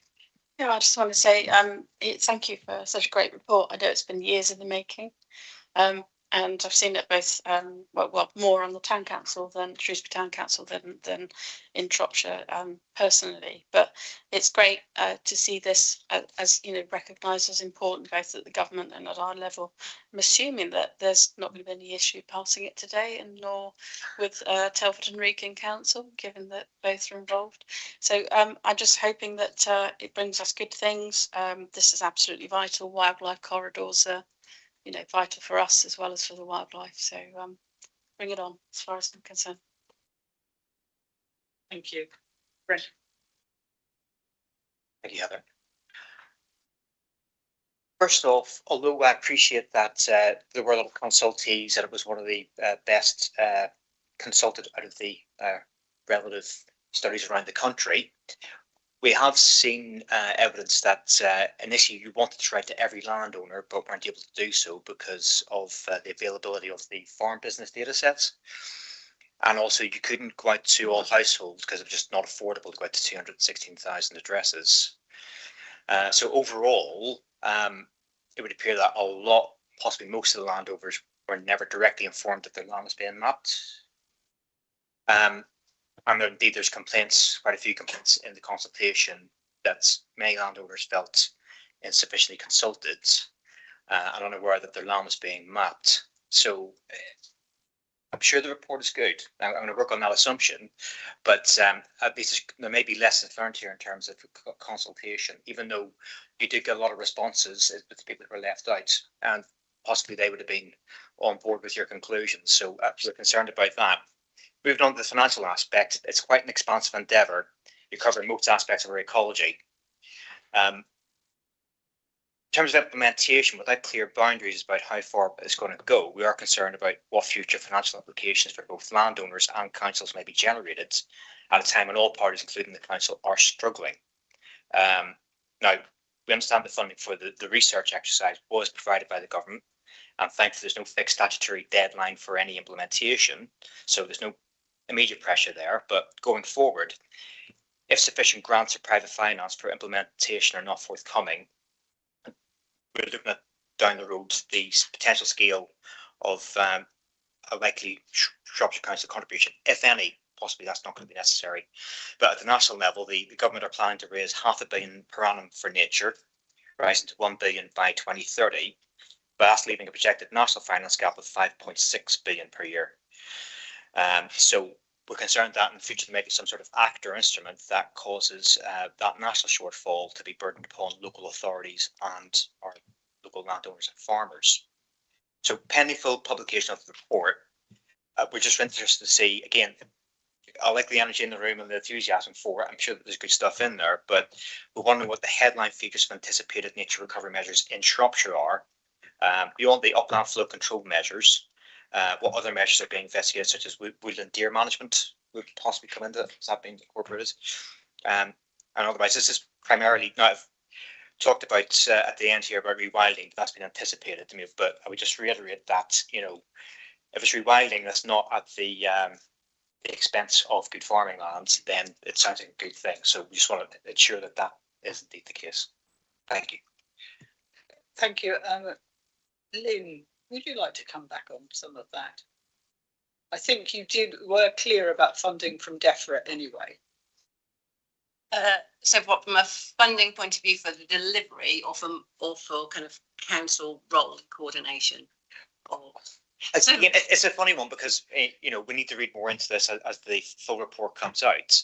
But you know, at least the likely cost of this, the likely appetite for landowners and farmers wanting to do it, because it's a good thing in and of itself, it made beneficial to their overall business interests, and how much could potentially come back to council expenditure in the future, if at all. And I'm not saying it will. It's not an assumption I'm making here, but I just hope we want more clarity on. So it's very much a political statement, let's say. Yeah. So I think we all want more clarity. We have regular monthly meetings with DEFRA, and that's the first question, is about kind of long-term clarity of funding, and DEFRA have to go to the Treasury, and it's an annual basis. So at the moment, what you heard is what we know from a kind of coordinator point of view, and kind of ongoing funding for delivery from a coordination at Shropshire Council. But it is expected, it's a statutory duty, we've got to have it, so we need to make sure that it is implemented, so it is expected. From a delivery point of view, my hope is that landowners, that it really helps them for their thriving businesses. We're down to 2% from a basic payment scheme point of view now, so in terms of kind of farmers' bottom lines, it's a concern. I'm a farmer also. So it is a concern. We want thriving businesses, thriving communities, and this is a helpful tool to help focus funds, resources and effort, which I hope brings in more money for Shropshire broadly for, you know, kind of the flood control measures like we've been talking about previously, I imagine, at council with the Severn Valley Water Management Scheme, the March and Environmental Investment Platform. You know, this new money, potentially we can help direct it, and the LNRS will help inform where those priorities are. The SFIs coming back.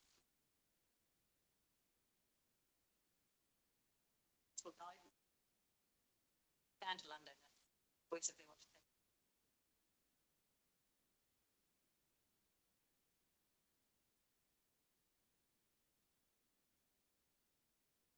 I think it's a piece of string at the moment, I suppose, and there's so many variables. I appreciate that, but just one quick more one on the Severn Valley Water Management Scheme. How much interaction did you have with that, and are these mutually supporting efforts? Yeah, they are. Yeah, we're sharing data.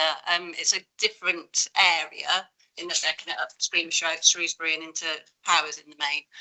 But yeah, we were sharing data sets, and we have a kind of monthly meeting with the officers, and also we've had kind of general catch-ups with the Environment Agency and the ACOT team during the development process. So yeah, there kind of been those ongoing developments, but they're related, but kind of different projects. But yeah, a lot of communication has gone on through the development phase. Thank you. I will come back on statistical analysis, and actually, when you know that actually there are 3,782 replies and it's the best in the country, statistically this is very valid. So I wouldn't like to detract from any of the work that actually has been done here.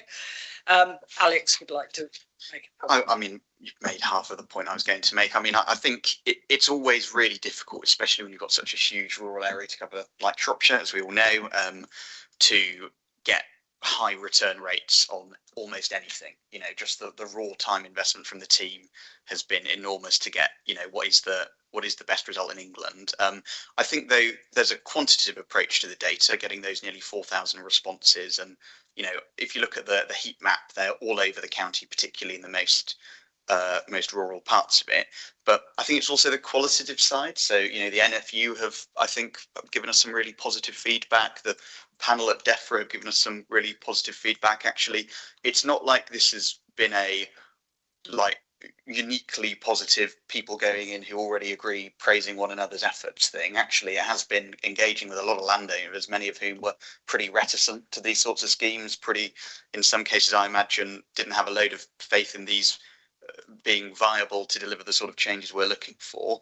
I think they have, and I think that actually the thing that I've been most impressed by is the fact that the report goes through such a diverse array of those sorts of comments. I mean, on the statistics, I think that given the rurality and given the number we've had back and given the in-person engagement, it's pretty good. I did also, slightly cheekily when you were speaking, Brendan, have a quick look at the Reform UK Twitter account, the top post of which is a more in common survey with 2,000 responses. I think that it's easy to extrapolate out from a lot of data that, you know, there are general trends, and generally we're capturing feedback accurately from that many. Okay. So, you really need to gratitude for what you've done. I think it's done a huge amount for partnerships with groups that we probably haven't had that much contact with in the past, and for smiling NFU members to be sitting in the cabinet room was, I think, a real feather in your cap, because they felt that they were really listened to and really involved in all of that. There is lots and lots of work that's come out of that, which is not just around the nature recovery strategy. So brilliant, thank you. We will always in the future, whatever the government is suggesting, whichever government it is, be very, very acutely aware of new duties that come with no funding, and that is across the board, including food waste collection, which has not come with any funding.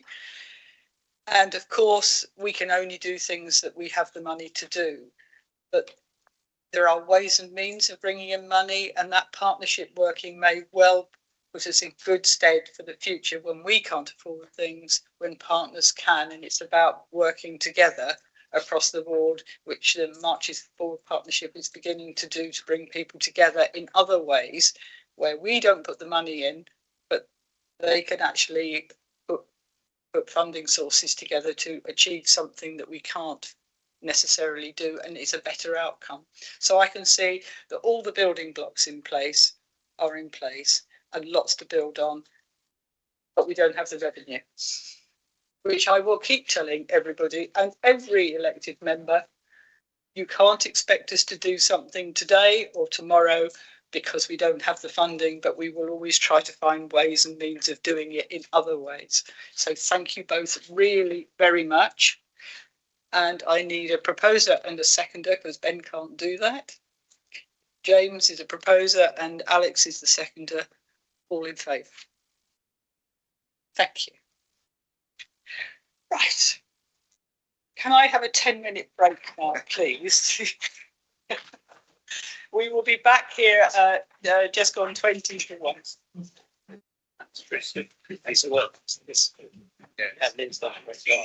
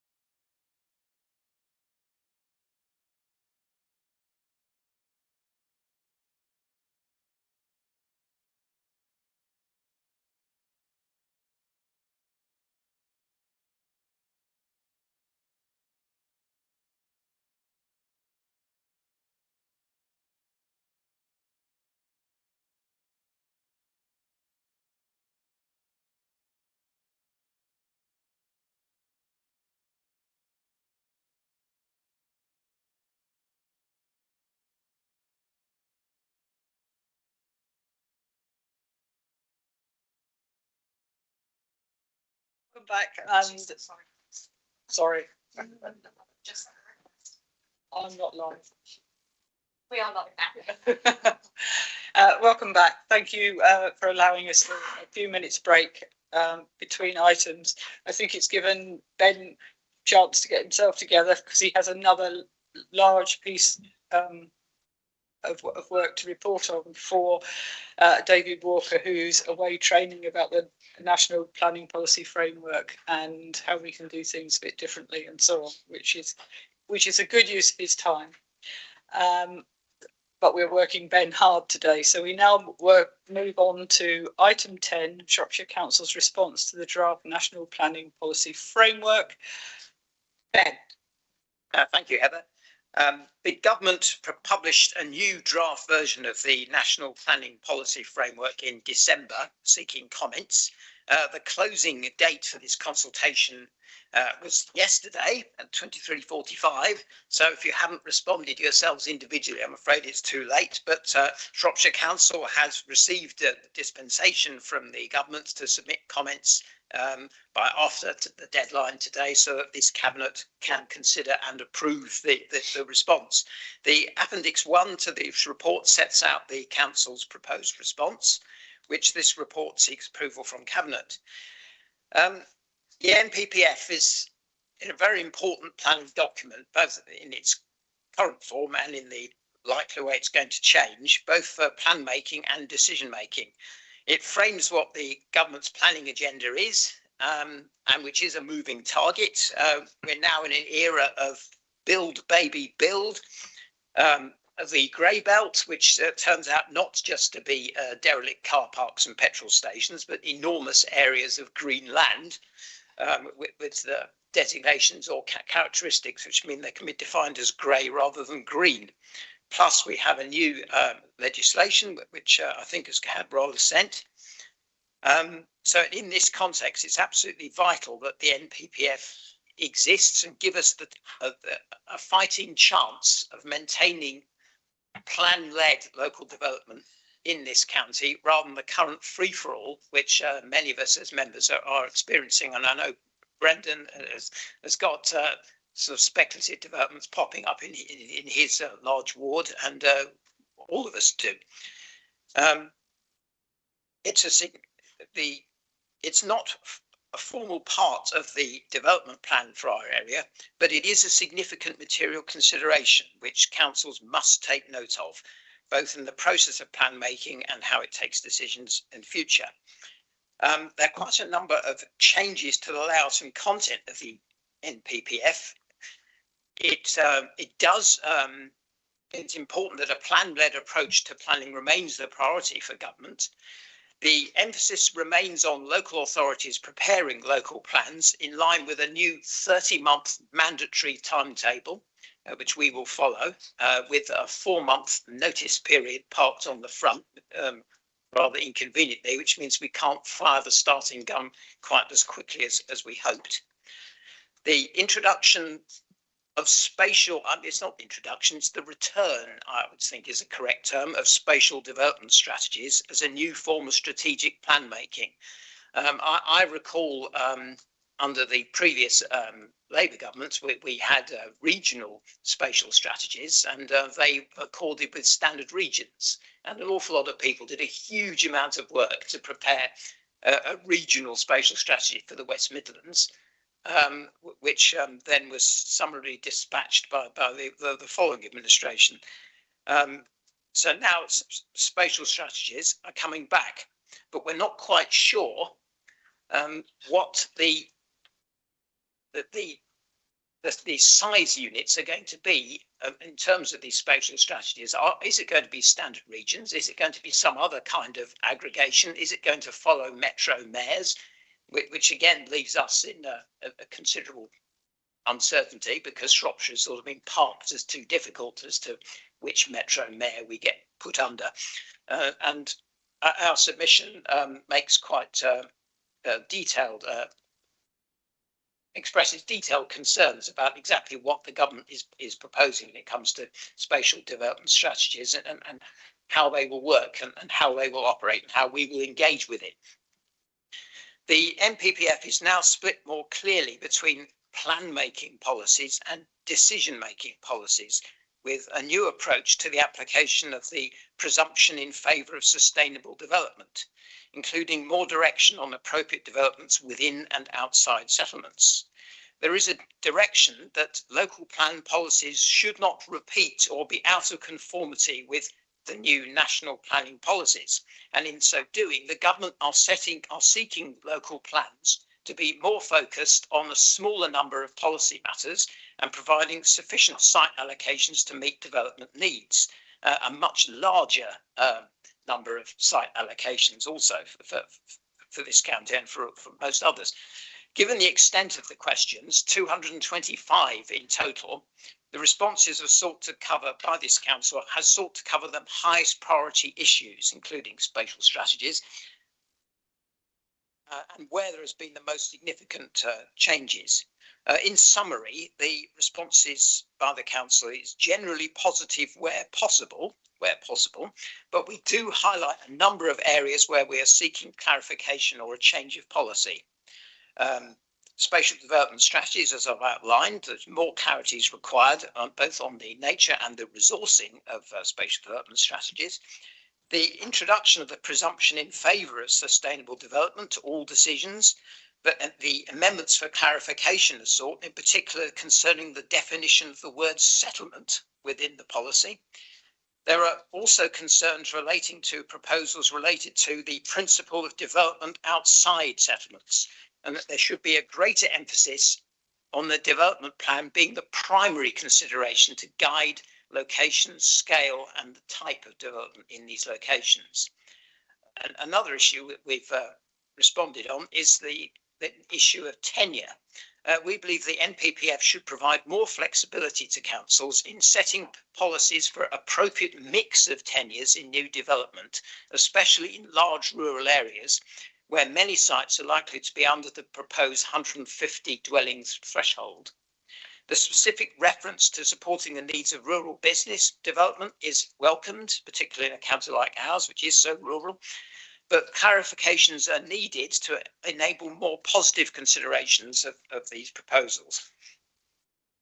A couple of other points.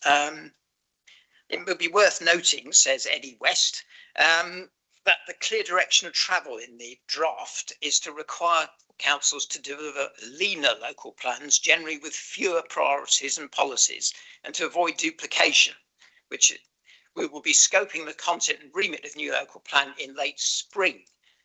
And I understand from Eddie that we have now received the government regulations to allow us to prepare the local plan, and we're planning to take a suite of information to the May the 6th meeting of the Cabinet with a notice of an intention to commence development and scoping consultation as soon as possible. This is in line with the regulations and the new draft NPPF. I think I'll leave it there. I really hope that we can approve this response. We have to hope that the government looks at it. I mean, every other council around the country that's local planning authority has also responded, and we hope that the government will listen in a spirit of constructive partnership to produce an NPPF that actually works. Thank you. I think we have Eddie West online. Eddie, is there anything you would like to add to this? Yes, thank you, Chair. Just to reiterate the wider point really about the emphasis that the framework now places on plan making and the separation of plan making and decision making. So there's a greater emphasis on the national framework providing a policy framework for local decision making. What that means helpfully for local plan preparation, I think, if we are to prepare a plan within the time frame which we are expected, is that the new local plan will need to focus on a fewer number of justified local areas, and as has been pointed out, on looking at the land and the sites which are required to meet our housing and employment land requirements. So the new layout of the framework we actually find quite helpful. It gives clarity to decision making, and more generally, I think it will help us in the early stages of the new local plan, which, as has been already mentioned, we now have the necessary regulations, or they will be enacted later in the month, which will allow us to begin that process in a few weeks from now, and we will hope to take a suite of items to 6th of May for your consideration on that one.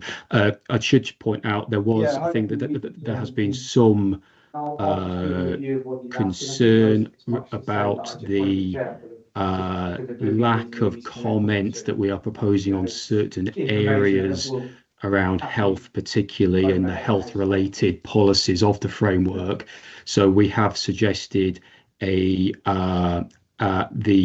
inclusion of some words. So we will expect. So we have suggested the inclusion of a few additional words to the response which you've got in front of you, which are effectively along the lines of that we would require the framework to recognise health in planning as a sort of a golden issue across the whole of the planning framework, rather than just as one individual chapter in the framework. So we have formed a frame of words. So I think that the recommendation in the report allows for minor changes, and so that is a change which we are proposing. Thank you. Do I have comments on any of this or questions? Brendan. Thank you, Leader. We wish to state concerns we have about the application of the framework in rural communities. We seek assurance that our hamlets and small villages will be allowed gentle evolution to help accommodate the supply of working age care and support staff in rural communities. We want to see multi-generational and other supportive living arrangements for rural residents supported in the application of the new NPPF to these small communities. Adaptations such as downsizing to enable rural residents to stay in their communities and near their local support base should be prioritised. Health and planning is about securing community with neighbours and friends as much as it is about having safe pavements and walking routes. Planning needs to facilitate and foster the essential elements of well-being inherent in preserving relationships built up over years, with community members supporting each other to deal with loneliness and isolation through appropriate small-scale and individual rural development. The policy reads very much that it is against rural progression and prioritises urban growth and development. We are a county of unique individual properties, small sparse clusters of houses, little hamlets and small villages, and we don't want to lose this essential character. Our countryside, while picturesque, is simultaneously a living, breathing, working environment, and the new NPPF seems to be making things very difficult for our rural and farming communities to adapt, evolve and ultimately survive. Thank you. Thank you very much. That leads me to my comment, which Eddie has heard many times from me, which is about social sustainability, and it talks about sustainability in here, and sustainability that the government means is not the same as sustainability in rural areas. And I do think we need to put that in. I've looked, I can't find that under sustainability, and it's not for lack of talking about it. Social sustainability is exactly what Brendan has just outlined, that our hamlets should be able to grow by 1 or 2 or 3 properties. It should actually allow villages that don't have all the services, because many of those will mean that you've got family care, childcare and so on, but it also means that some of those hamlets will be providing children for the village school so that we don't have to bus them so far and all of that. And I think that rural context in this is very, very important. And most of what's in here is absolutely right, but the rural context doesn't come through as clearly as it should do. And is very much those sorts of things that I tried to get in the plan for the AONB, or the National Landscape for the Shropshire Hills. So if we have time, and I'm sure we do, I know we do, just to put that in there, that social sustainability is vital in rural areas, and a quick definition of what that means. And then maybe I don't have to keep saying it to you all. That would be great. And it might shut me up, Eddie, but I can't guarantee that.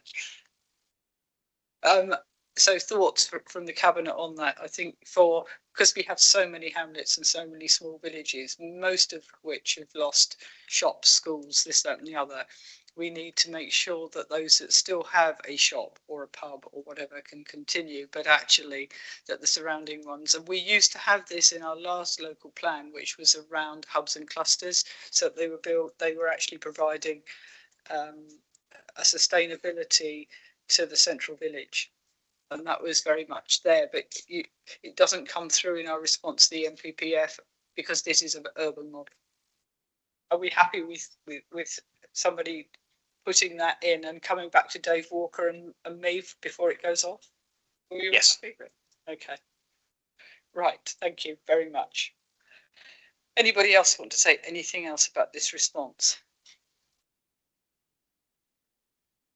Ben. Just to come back, as Eddie alluded to, one of the other things we want to add to this in response to questions that have come in particular from Bernie Bentic, who's not here today, but I'll just read the addition they're putting in about the health in the NPPF. The council notes that the word health only appears 4 times in the entire draft NPPF. It is imperative that enabling healthy communities is a golden thread running across all aspects of planning, especially in seeking to secure sustainable transport options, improvements to broadband technology and securing better public health. It is therefore suggested the draft document is reviewed to ensure the final version of the NPPF gives greater prominence to this cross-cutting issue. And again, this brings us back to the notions of sustainability, the definition of sustainability, the definition of settlement in the document, and the definition of health and public health, all of which need to be taken account of in terms of good planning. As trying to plan a lifestyle which encourages health, if you like, and in terms of what. So I certainly hope there is time to take on board what Heather said about and what Brendan said, quite frankly, because I agree with everything you said, Brendan, and I certainly hope that if there is time that we can bulk up or add references to what sustainability should mean in a rural context, in a context of hamlets, which is such a key feature of Shropshire's community landscape. Eddie. Yes, thank you. It was just to confirm that we do have time to do that, and we will, as well as the additional words around the health issue which has been raised. I'm perfectly happy. I think it's a sensible thing from a Shropshire context in including that context about the social aspect of the strategy, which we will be applying in due course as we develop our local plan. So yes, we can do that, and we'll do that today, again enacting the minor change element of the Cabinet paper. So yeah. Great, thank you very much. So with those things in mind and the addition of those, will you run those past us before it goes, Dave and I, or? We definitely will run it past you both before it goes, yeah. Super, thank you very much. With those in mind then, I have a proposer, do I? Thank you, and a seconder. Thank you. All those in favour? Thank you. Right, unanimous. So we now move on to the Local Electric Vehicle Infrastructure Fund, and it's a funding opportunity which we can only celebrate. Rob. Thank you, Heather. This proposal is quite simply a win for our residents, a win for our environment, and a win for the council's long-term financial position. First, this programme unlocks more than £2 million in levy capital funding, plus an additional £510,000 in capability funding allocated to our authority. And that will help us fund staff time for implementing this scheme. This is public investment specifically designed to help councils like ours build the charging network communities need. Second, by partnering with a charge point operator through a concession contract, we'll be able to deliver over 550 new public EV charge points across the county, doubling our current provision. Importantly, the focus is on helping residents without driveways, ensuring fair and equitable access to EV charging. Third, this model requires no council capital contribution. The private operator will finance installation, operation and maintenance, bringing an estimated £8 million of private sector investment into our area. We also transfer the operational and commercial risk to that operator, a prudent and protective approach for the council. Fourth, this isn't just about infrastructure, it's about our long-term sustainability strategy. The programme directly enables the transition to low-cost, low-carbon transport, which improves our environment, reducing emissions and noise pollution. This is the kind of practical, forward-looking action our communities expect from us. Finally, while the income to the council will start modestly, the concession fee and revenue sharing arrangement will mean that over time, as EV uptake grows, which it already is, this will become a growing and reliable income stream for the authority, again at zero capital cost to us. Choosing not to proceed would leave us among few authorities failing to access available levy funding, disadvantaging our residents and slowing our transition to a cleaner, more modern transport network. Today we have a chance to take a smart, well-supported and future-proof step forward. This is a programme that enhances fairness, boosts investment, supports our environmental commitments and does so without adding financial risk. We're joined today online by Andy Ward, our Service Director for Infrastructure, and Jason Hughes, our Street Lighting and Traffic Signals Manager, who will be able to answer any technical questions. I would like to place on record my thanks for them in bringing this work together in a fairly short period of time after previously determined not to use this external funding. I hope Council will join me in approving the recommendations of this report and enabling officers to move forward with procurement. Thank you. Any comments? Rosemary, then Brenda. Thank you. Yeah, I think the council's Councillor Evans was talking earlier about investing to save. Investing someone else's money to save must be a top priority for us, obviously. This is obviously very good, and I hope it'll bring us good things. And obviously, it's very important for the future that we're covered for the rollout of EVs through time. But I just want to highlight something at 5.6 in the report. It refers to the fact that formerly an officer felt it was unwise to commit to the initiative in the early stages due to the delivery risks stemming from the internal resources challenge and a perceived financial risk should the DFT seek to claw back funding. So consequently, the council withdrew from the consortium and the initiative. Does that mean that was a council decision, or was that an officer decision to not take that further? And if it was an officer decision, I'm hoping that that will never happen again.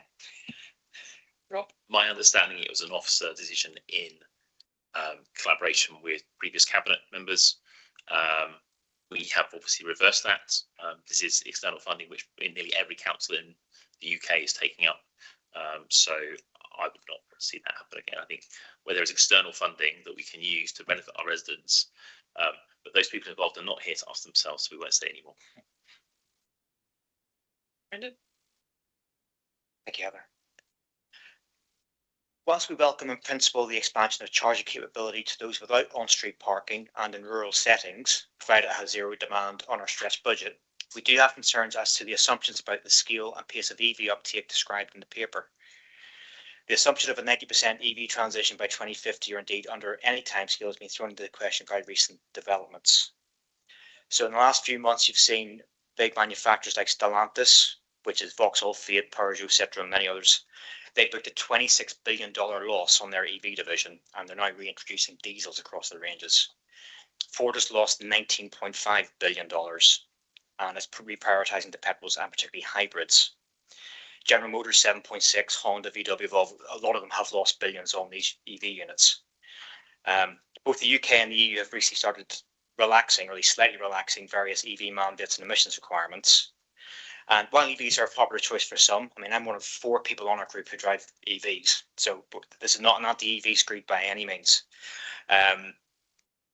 Buyers generally tend to be those on salary sacrifice schemes, tax efficiency with off-street charge capabilities.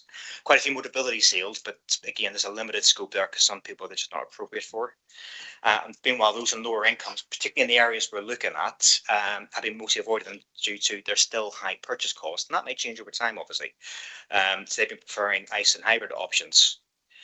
So we're urging caution in the pace, or certainly the scope of the rollout of the scheme in order that it doesn't outstrip local demand as it rolls out.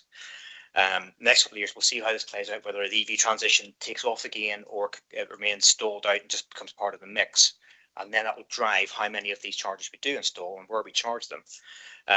Such a cautious attitude to the charger rollout would ensure a minimisation of highways disruption, resulting from the considerable works involved in installation, particularly the significant local grid modifications required to bear the load of high-capacity public chargers.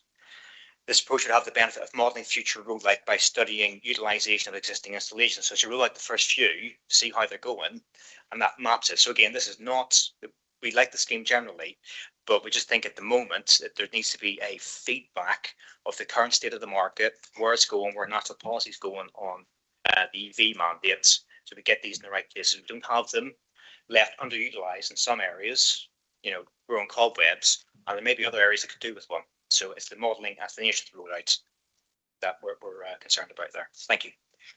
Thank you very much. I'll have Alex first, and then back to then Ben, and then Rob. Yeah, I think it's. I mean, obviously, you know, we've got this grant and money from government, even money to cover the officer time. So for us, it's a no-brainer to proceed. And there's about 140,000 households in Shropshire, and currently the council has about 540 public EV charging spots, which is pretty low by even the standards of a similar rural county. You know, demand has already outstripped what we have, I would say. Part of this is about those people who live in Shropshire, of course, those 140,000 houses, and how they get around. And we've been having interesting conversations about where these can be put to ensure 24/7 access, because it doesn't have to be Shropshire Council land. It could be a pub car park in the countryside where, you know, there's 24/7 access maintained. That's near enough the only criteria. But part of this is, for me at least, about the twin issues of the visitor economy.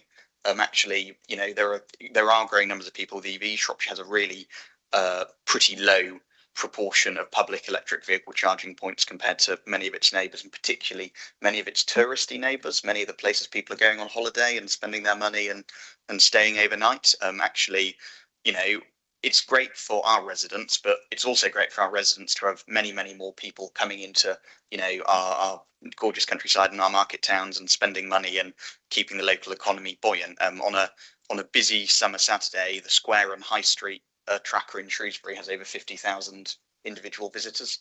You know, these are numbers that are comparable to Oxford and Harrogate, not comparable to, you know, sort of lower tier tourist destinations. Now we are talking about pretty serious numbers.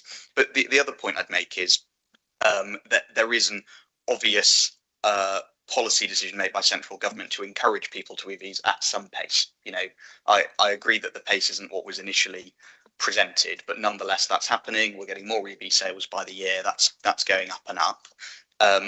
It seems silly to not reflect that, but also to not reflect that there are benefits to that, even putting the sort of wider environmental benefits aside just to air quality locally. You know, we do have gorgeous air quality in Shropshire. It's one of the reasons people come here, but nonetheless we have some pretty, you know, gnarly spots where air quality gets a bit worse in town centres in particular, and sort of busy built up areas. I think it's generally good to be looking a bit forward when you're looking at infrastructure rather than just where you are at the moment. And so for me this is a no-brainer, but I think a lot of the benefit we should acknowledge is not just to the direct resident in Shropshire with an EV. It is to actually we're encouraging people to come here and stay here and making it easy for them to spend their money here, which I think is an increasingly large bit of our local economic makeup. Yeah, just to say in response to what Brendan said, I'm the proud owner of a Stellantis EV, which I bought myself, which took me 6 years to buy. And I'm lucky enough to have a charger at home, so I can charge it at home and I can top it up from solar panels on my roof. But a lot of people don't have that, particularly if you live in a terrace or housing or flats. Then you are reliant on public charging. And I warmly welcome this decision to reverse the decision of the previous administration and go for this. But I would add, can we be very, very careful which, when it comes to procurement, go for continuity where things work. The experience I have of my Stellantis EV is it's absolutely great, but the range is limited. And if you have difficulty getting a charge, it does significantly decrease the usefulness of the vehicle. And connected curb, which I understand is one provider of a sort of the slower scale trickle charge, if you like, around Shropshire. My experience of that is been very positive, very good. So I think that they should certainly be in the driving seat for rolling out more of them of the side of for sort of charging overnight or charging at over a longer period of time. It's a lot cheaper, and that matters a lot because the kind of high-powered charging systems, like there is a hub at Baston Hill, the bottom of the car park at Dobbies, beyond the garden centre, right down in the corner. There's a GridServe hub. GridServe used to be crap, but it now sort of works reasonably well. But it is incredibly expensive, and we can't expect and rely on residents. So yes, you all got to adopt electric vehicles, but there's your high-powered charging hub. Use that. They won't, because it's more expensive than a diesel vehicle, and particularly with what's going on in the world with Trump pushing the oil price through the roof and all the rest of it. The cost of electricity is probably going to go up. So high-powered hubs, okay, fine, but we need to go for lower cost, lower hubs which are compatible and using companies that actually have a good record, and that connected curb should be in the driving seat. So I declare interest and all the rest of it, but there we go. Thank you. I think just a few points. I think Rachel's right that addressed that already. Brenda, I guess it is right. There are recent developments which change matters, and I suppose recent developments the last 2 weeks change matters even more. We don't know where that's going to go. So, but we'll leave it at that. I suppose the 90% figure, as Alex has said, we're nowhere near exactly where we should be. I think it's 24% of new cars are EV. So I suppose in that sense, Reform are bang on the average for that. So 4 out of 16 driving an EV is just about right. We don't have enough in the county. That's fairly clear. This is a relatively modest investment and a relatively modest amount of new chargers. We're not talking about starting to have enough for 90% of cars anytime soon. In terms of the specifics of how this is going to roll out, I might defer to the officers online, but there is going to be a number of consultation methods used, an online mapping tool, updates to town and parish councils, local media, member briefings, etc., to find the right locations. I think the thing we haven't really touched on enough here is cross-pavement charging, specifically where a gully is inserted into the pavement. Shropshire was actually an early trialist of that technology up in Abbey Foregate. It's still there now if you want to go and have a look. Showing its age a little bit, but it basically enables a cable to go across onto the roadway to enable someone to charge from home. I think that's been very successful. It's gaining popularity. A particular thing that we stopped when we came in was there was a position where previous portfolio holder had allowed the use of ramps over cables on footways, which was a real problem for equality's impact. I was very concerned about that, but Councillor Basma and I asked for that to be stopped at that moment in time. So I'm glad we did that. But this will get us a position of more people being able to have those cross-pavement charges. I don't know if Jason wants to come in with anything that I've missed. You probably know the detail more than me. So could I just quickly ask, lamppost chargers, I've seen those. Is that part of the mix? I'll let Jason answer that question, I think. Hello, Jason. Thanks very much, Rob. Lamppost chargers, it's something that we have looked at, but I don't propose we take that forward, mainly because the infrastructure for the street lighting isn't the best. There's something we are looking at the moment. The other issue is obviously with the DNO supplies, we've got to make sure there's enough power in the area. And if we're just applying a lamp column, we've got to be careful that we don't overload it. Thank you, Duncan.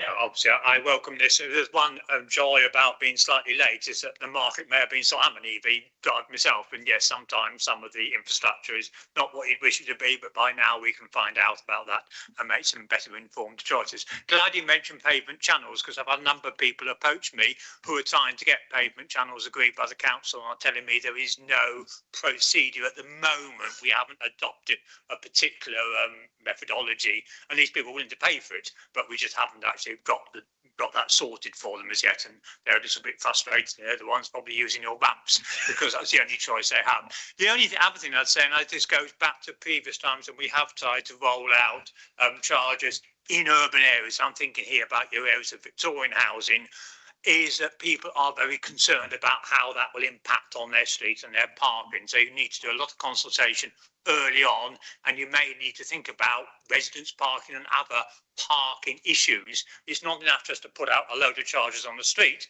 because people won't be able to use them because other cars are parked in front of them. So you've got to think that through. And if you're going to then have bays, then people will say, well, where do I park? Because you've now taken up that bay. So it just needs to be a forethought before you move into that problem. I suppose on that early adoption point, that there is an advantage to the fact that Shropshire wasn't an early adopter, that we can now learn from them. So in every problem and opportunity on cross-hope channels, yeah, that will come out of this work. So there will, I think Jason is already starting to kind of informally has been gathering a list of people that have approached the council saying, can we do this? But a formal process for that will come out of this. And I agree that there is a balance to be struck by where, if they are on the street in a, say, Victorian terraced area, where do they go? I've seen some councils end up putting them on the pavement. I don't think that's the right place, because then that inhibits people walking on those narrow damaged pavements. But if they are going to go on the road, you are then losing space. So there is definitely a balance to be struck, and that's what will come out of this work, hopefully when we agree in a few minutes' time. Right. It's a rarity that we get all the money to do something. It's a rarity that people give us the money and we can get an income from it. So I also know that we're short of charging spaces. My brother comes to stay, and it's a real nightmare trying to find somewhere to actually charge his car, mainly because I can't afford an electric car, as many people can't. So for me, this is a no-brainer, and we do need to bring the county up, and we do need actually to be able to use money that's been given to us. Rosemary. Sorry, it was just to pick on something that was said before we broke up earlier. Just to say, in terms, and you mentioning government funding, that brought it back to my mind. You did say, I believe, that we have had no funding for the food waste service. Not the collection. Okay, but we have received £3.6 million. We have, according to the council's food waste manager. No, it's seen the documents. No. We've had capital funding. We've had no revenue funding. We've had capital funding of about 2.7 million, and then several tranches of 700,000. But either way, it's not. It may not be enough, but it's not quite right. Funding, we haven't got any revenue. Full stop. Okay, but it may not be right. It may be right to say we have not had enough funding or the right kind of funding, but it's not right to say we haven't had any. No, I said we haven't had any collection funding. We've got it for the caddies. Different. It's not being collected. We can buy the caddies, but they won't be collected. Right. Okay. It's true. It's true. I've checked it twice. So, in which case, can we move to the vote, please, on this? All those in favour? Right, unanimous. Thank you. Right, strategic partnerships, spatial development strategies, which is item 12, and we're back to Rob. Thank you very much. This paper asks us to consider and adopt the recommendations set out in the spatial development strategy paper. This decision is not merely procedural, it is foundational to how we position ourselves for the future, and is linked intrinsically to the LNRS and NPPF, which we considered earlier today. The government's recent legislative programme, including the English Devolution White Paper and Planning and Infrastructure Act, makes clear that strategic planning at a sub-regional scale is no longer optional but expected. As part of this, the government has introduced spatial development strategies, or SDSs, if I get that right for the rest of the day. These strategies are designed to look beyond local boundaries and set a positive long-term vision for growth and change over at least the next 20 years. They intend to provide certainty for future investment in housing, jobs, infrastructure and the alignment of labour markets. They form a critical part of the evolving national planning framework. It is worth pointing out that an SDS is not a local plan. The local plan will remain where we determine for our communities the location, detail of locations for development. The SDS will provide a wider regional strategy. By adopting recommendations before us today, we place ourselves firmly within that new strategic landscape. Developing an SDS will allow us to collaborate more effectively with partners across our wider area, shaping a shared investment and development framework that gives confidence to both public and private investors. It will also ensure that our own local plan remains in conformity with emerging national planning expectations while still retaining its local focus and detail. We already work in partnership across a number of different geographies. For example, the Marches Forward partnership across the border into Wales, on health towards Staffordshire, on local visitor economy with Telford and Wrekin, and we heard earlier on the LNRS, our policing with the wider West Mercia region to the southeast. Importantly, the government has issued consultation on the proposed geographies for producing SDSs, and we are required to provide a response by the 26th of March. To meet the timetable to ensure our voice is heard in shaping the structures that will guide future growth, Cabinet must now make a clear and proactive position. This is why the recommendations matter. We are not simply responding to a consultation, we're ensuring that we align ourselves with the new planning architecture the government is putting in place. For example, setting up an infrastructure forum as an early important step in this process. Failing to act now risks leaving our area without a strong influence in the formation of these structures. Acting decisively places us at the table, shaping the strategic vision rather than being shaped by it. We're joined in the room by Hayley Dayton, our lead on strategic partnerships, who's been doing excellent work identifying opportunities for Shropshire with partners across geographies and organisations, as well as with national and Welsh governments. Colleagues, this is a moment to demonstrate leadership, to work collaboratively at a strategic level and prepare our area for the long-term investment, homes and infrastructure that our communities rely on. I'm sure Heather will probably be able to answer more questions about discussions she may or may not have been able to have at leadership level, but I ask you to support the recommendations in 3.1 to 3.4. Right, Hayley, would you like to join us? Is there anything you want to add? Okay, right. Any questions? I mean, this is a yes, Brenda. Thank you. I must express our deep concern and surprise regarding the recent decision on new boundaries and strategic partnership areas. This report was a surprise, particularly in light of the administration's repeated assurances about the importance of pre-decision scrutiny. When papers were released last week, it was the first we heard of this boundary setting decision with no cross-party pre-decision scrutiny. It is troubling that such a significant change has been made without the thorough examination we expect and deserve.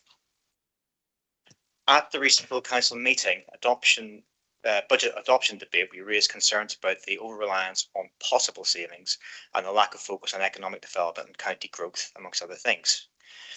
Concerns so significant that we were unable to support the budget. Economic development is not a peripheral issue. It is central to the prosperity and stability of our county and the long-term financial sustainability of the council.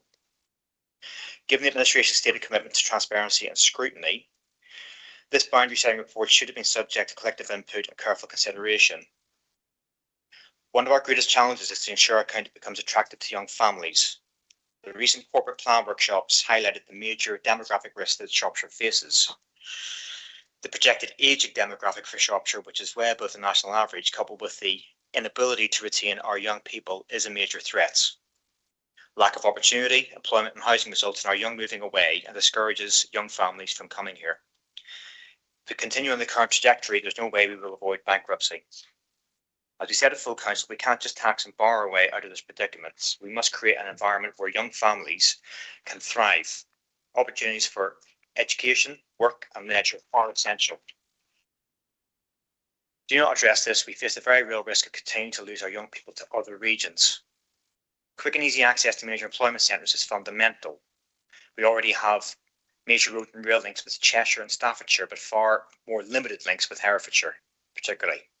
But it's not enough to rely on external employment centres. We must also develop our own transport connections and connectivity, and local hubs that offer a range of quality jobs and careers. So it's vital we attract inward investment. This is more likely with a strategic joined-up approach with adjacent neighbours, which also meets the needs of business. Business needs large talent pools within 45 minutes, major transport infrastructure, and an environment that is easy to do business in, which the council has the ability to influence. This will help retain talent, reduce outward migration, and ensure that economic benefits are felt across all parts of the county. Growth cannot be achieved in isolation, and the partners we choose will be crucial for us all in maximising our shared potential, unlocking growth and making our county a key player in the wider area. That's why we need to choose to work with those partners where the greatest collective opportunities and benefits can be achieved. When considering where to direct our development efforts and which partners to link up with, growth forecasts provide a compelling rationale. Cheshire and Staffordshire are projected to see robust population and economic growth over the coming decade, with anticipated increases in young families and a thriving technology and logistics sector. We need to be tapping into this. But our understanding is that as of last Friday, the administration have not even spoken to the leader of Staffordshire County Council.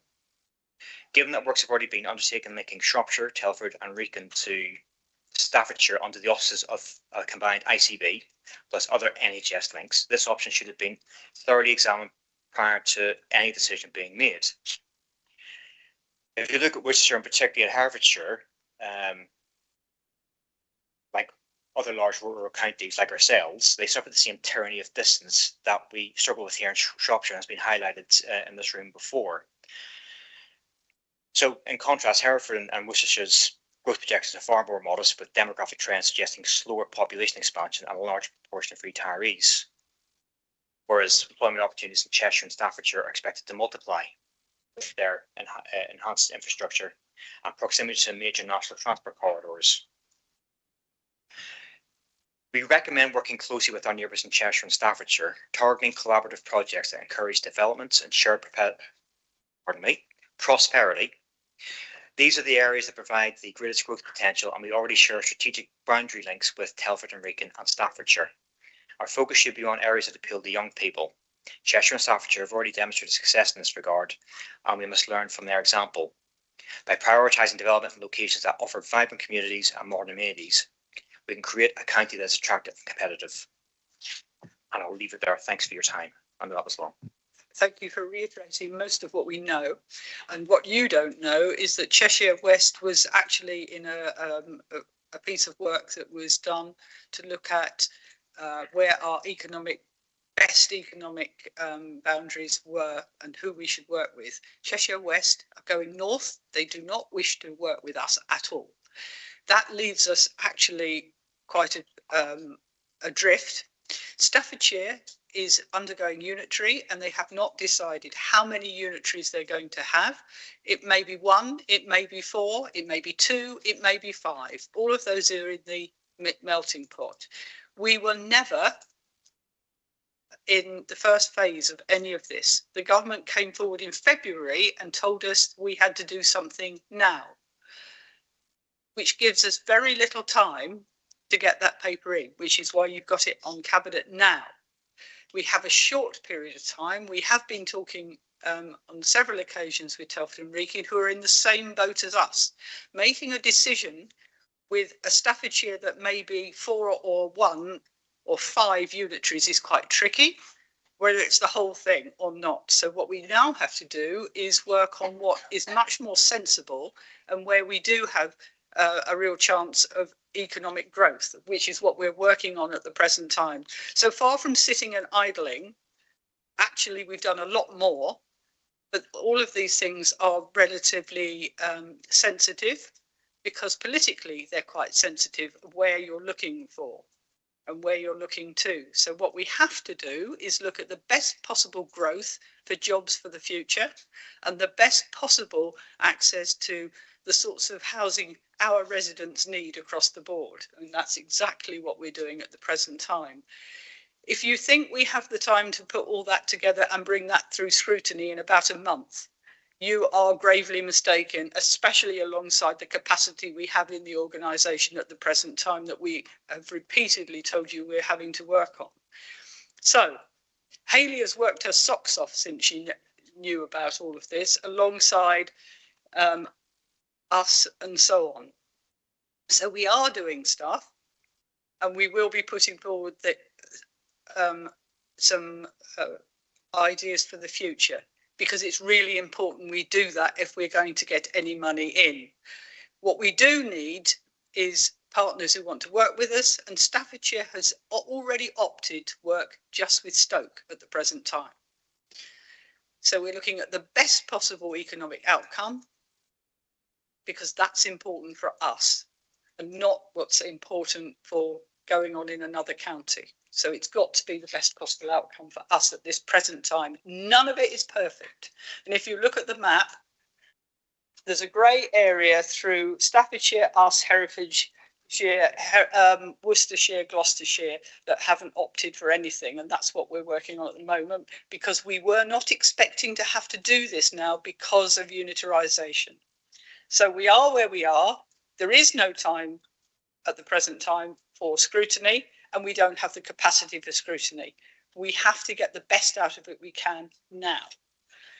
And it's not ideal. And I would prefer not to be here. I would prefer to be doing this in 2 years' time when Staffordshire has sorted out what it's doing and so on. That's just not where we are. We are where we have to be. And the most important thing is to be able to bring money in for growth and the housing that we require across the county. So, anybody want to say anything else? Right. Can I have a proposer for the paper as it stands, which is recommendations for delegation, really, in 3.1, 3.2, 3 and 4 to the Chief Exec in consultation with me and portfolio holders, but also other areas as well.